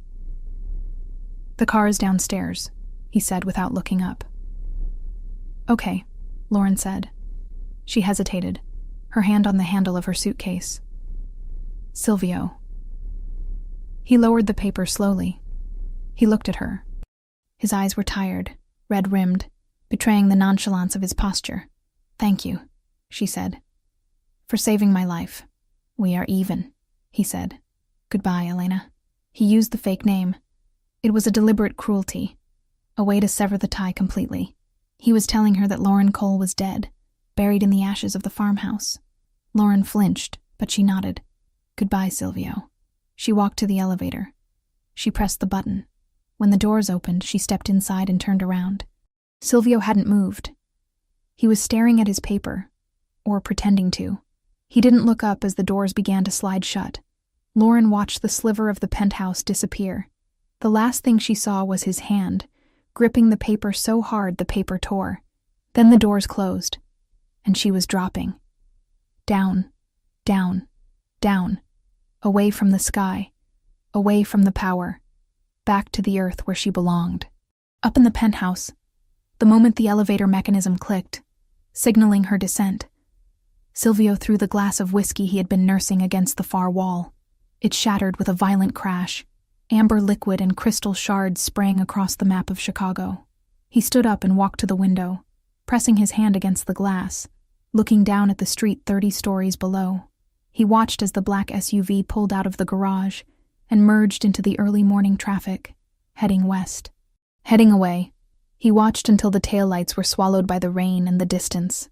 "Be safe, Piccola," he whispered to the glass. He turned back to the room. It was huge.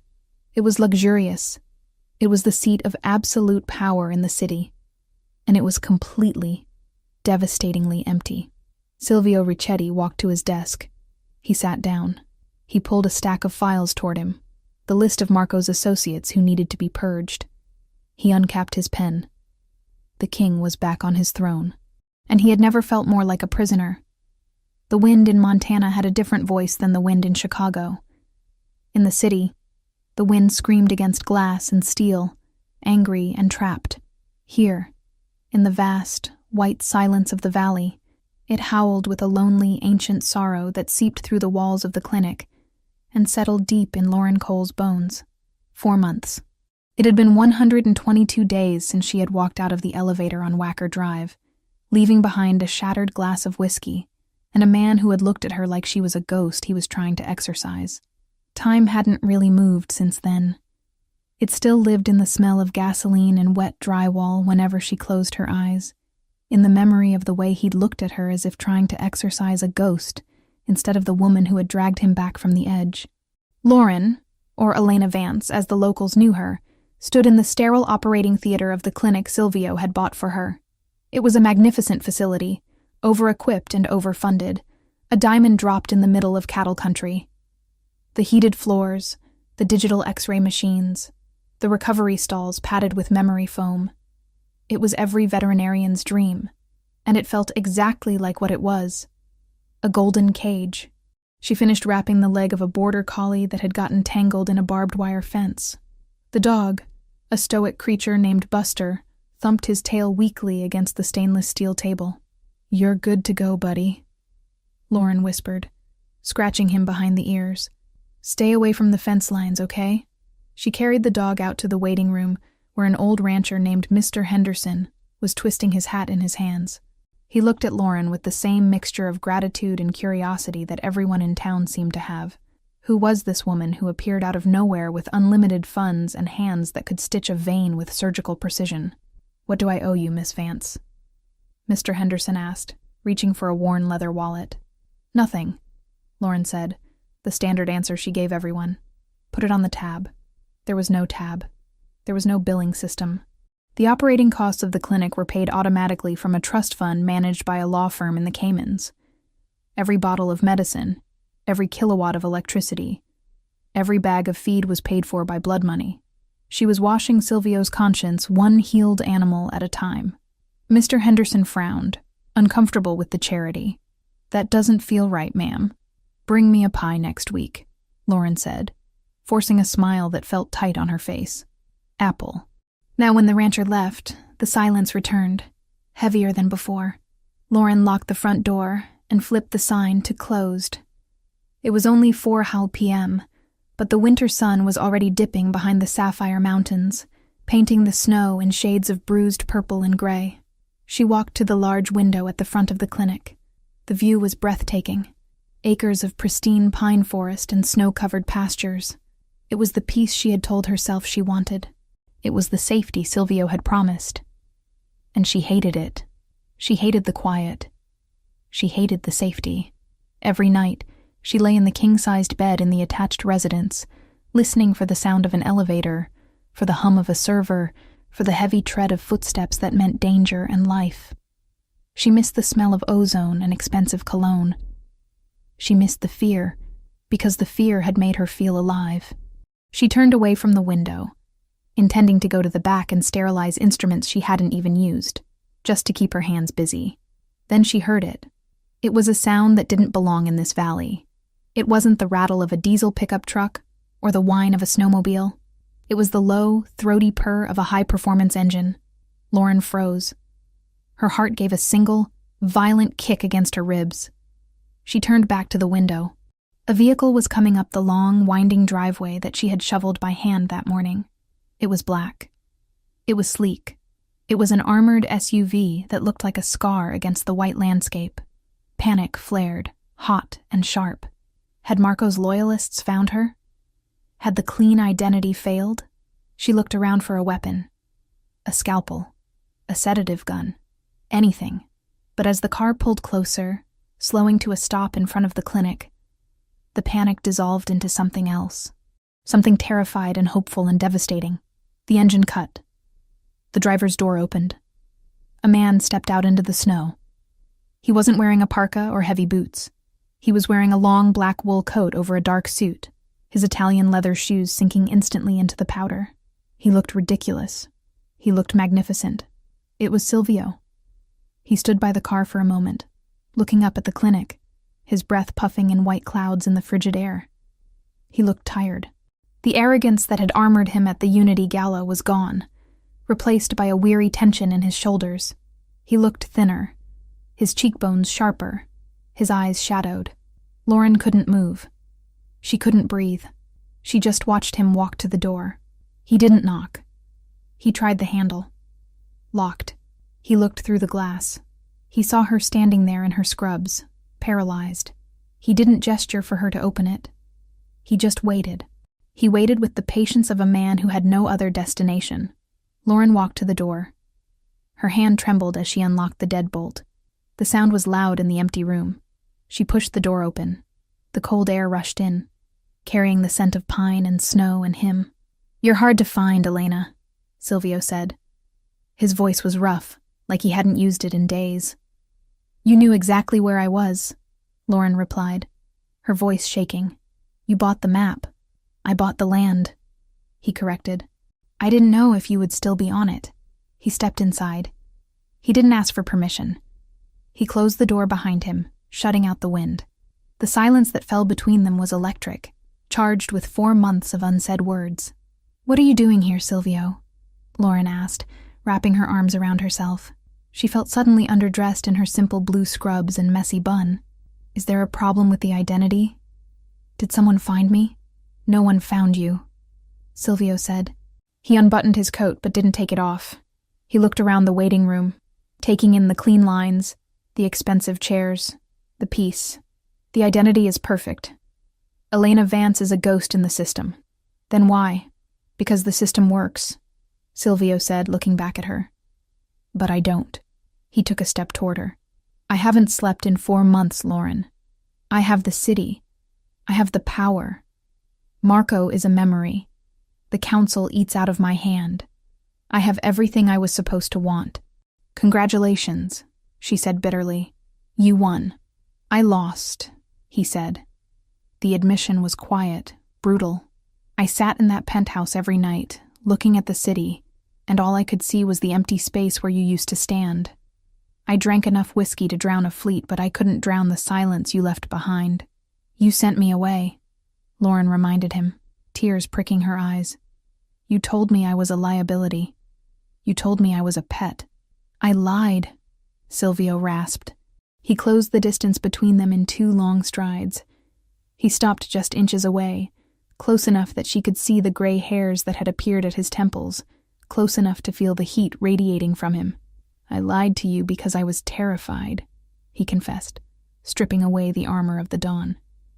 "I thought if I sent you here, to this fortress of snow and safety, you would be untouched. I thought I could keep you pure if I kept you far away from my filth." "I never asked to be pure," Lauren whispered. "I asked to be with you." "I know," Silvio said. He reached out, his hand hovering near her face, trembling slightly. "But I couldn't risk it. Not then. I needed to know the war was over. I needed to know I could build walls strong enough to hold us." "And now?" she asked. "Is the war over?" "The war is never over," Silvio said. "But the battlefield has changed." He reached into his coat pocket.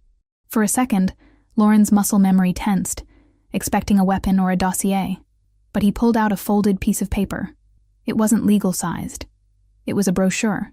He handed it to her. Lauren opened it. It was a prospectus for the Richetti Foundation. "What is this?" she asked. "It's the future," Silvio said. "Over the last 4 months, I have liquidated the drug routes. I sold the gambling dens to the Russians. I cut the ties with the cartels. It cost me half my fortune and nearly a mutiny. But it is done." Lauren looked up at him, stunned. You dismantled the business?" "I legitimized it," Silvio corrected. "We still run the unions, the construction, the shipping logistics. But the cargo is real now. No more ghost shipments. No more blood money." He took a deep breath, looking at her with a vulnerability that broke her heart. "I cannot undo the things I have done, Lauren. I cannot bring back the dead, but I can change the direction of the river. I realized that protecting you didn't mean sending you away. It meant building a world where you didn't have to hide." He took the brochure from her hand and tossed it onto the reception desk. He didn't care about the paper. He cared about her. "I don't want a pet," he said, his voice dropping to a growl. "And I don't want a liability. I want a partner. I want someone who can look at a spreadsheet and see the lies. I want someone who can stand in a room full of sharks in a burgundy dress and make them afraid to bleed." He reached out and finally touched her. His warm hand cupped her jaw, his thumb brushing away a tear she hadn't realized had fallen. "I came here to ask you a question," he said. "And if the answer is no, I will walk out that door, get in my car, and you will never see me again. I will leave you to this peace you hate. What is the question? Lauren breathed, leaning into his touch. My soul is black, Lauren, Silvio whispered. I have done terrible things. I am stubborn, I am dangerous, and I am damaged. But I am yours, if you will have me. So, do you still know how to treat lost causes? Lauren looked at him. She saw the monster and the man. She saw the scar on his side that she had healed, and the scars on his conscience that she had soothed. She saw the only person in the world who made her feel visible. A smile broke through her tears. Not a polite smile, but a real, radiant thing. You're not a lost cause, Silvio, she said, echoing the words she had spoken months ago in a snowy parking lot. You're just incredibly high maintenance. Silvio let out a breath that sounded like a laugh, a sound of pure relief.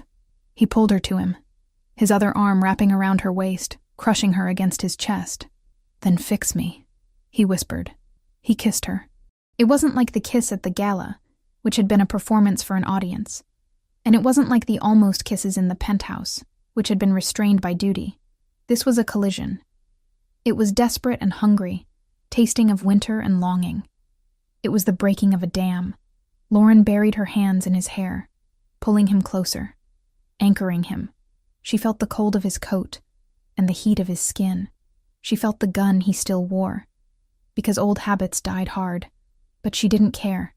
When they finally broke apart, breathless, Silvio rested his forehead against hers. Pack a bag, he ordered softly.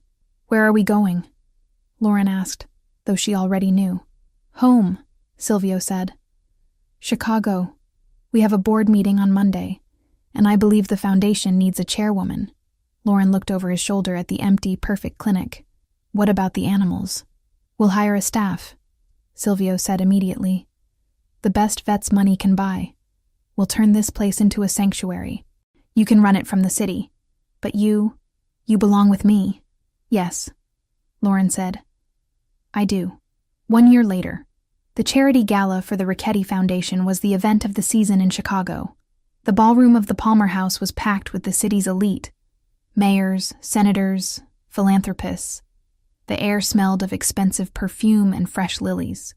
It had been a full year since they'd walked back into Chicago together and turned a war room into a boardroom, rewriting supply chains and laundering blood into clean contracts. Somewhere far north, the Montana sanctuary she had once called a cage now ran under a full staff of vets she'd handpicked herself, its monthly reports stacked neatly on her desk in the city. Silvio Richetti stood on the edge of the dance floor, holding a glass of sparkling water. He wore a tuxedo, but the tension that used to define his posture was gone. He still looked dangerous. That would never fade. But the edge was sharper, cleaner. He wasn't a mob boss hiding in plain sight anymore. He was a tycoon who had rewritten the rules of the game. He wasn't watching the crowd. He was watching his wife. Lauren stood near the center of the room, speaking to the governor. She wasn't wearing burgundy tonight. She was wearing emerald green velvet, a gown that draped elegantly over her changing shape. She was 6 months pregnant.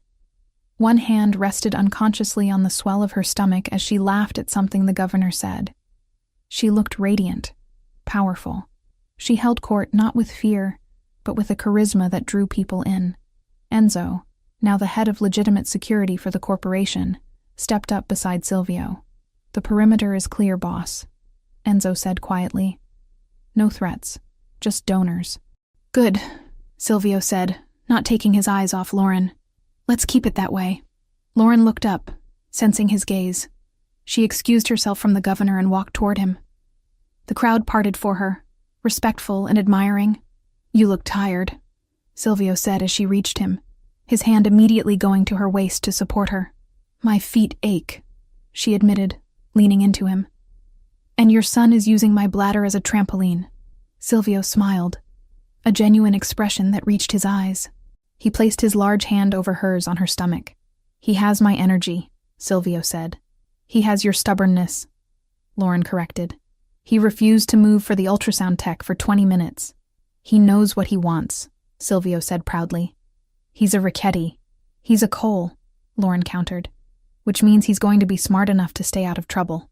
We can hope. Silvio murmured. He kissed her temple. Are you happy, Lauren? Lauren looked out at the room. She saw the faces of people they had helped through the foundation. She saw the legitimate empire they had built from the ashes of the old one. She thought of the nursery waiting in the penthouse. Painted soft yellow, far away from the darkness of the past. She looked up at her husband, the man who had crashed into her house and stolen her life, only to give her a bigger one in return. I'm not just happy, she whispered. I'm home. Silvio tightened his arm around her. Come, let's go. You need to rest. The speeches aren't over, she protested weakly. I'm the chairman, Silvio said, with a grin that was all wolf. I say the speeches are over. He guided her toward the exit, ignoring the disappointed looks of the guests who wanted more of their time. They walked out of the ballroom, past the security, and into the cool Chicago night. The car was waiting. Not an armored escape vehicle, but a family car with a car seat base already installed in the back. As Silvio opened the door for her, Lauren paused. She looked at the city skyline, glittering against the dark. It was a jungle, yes, but she wasn't prey anymore. She was the lioness walking beside the lion. She got into the car. Silvio closed the door, solid and safe, and walked around to the driver's side. He got in, started the engine, and took her hand across the console. Ready? He asked. Lauren squeezed his hand. Drive. And as they merged into the traffic, leaving the ghosts of the past behind them, the future stretched out ahead, wide open, dangerous, and beautiful.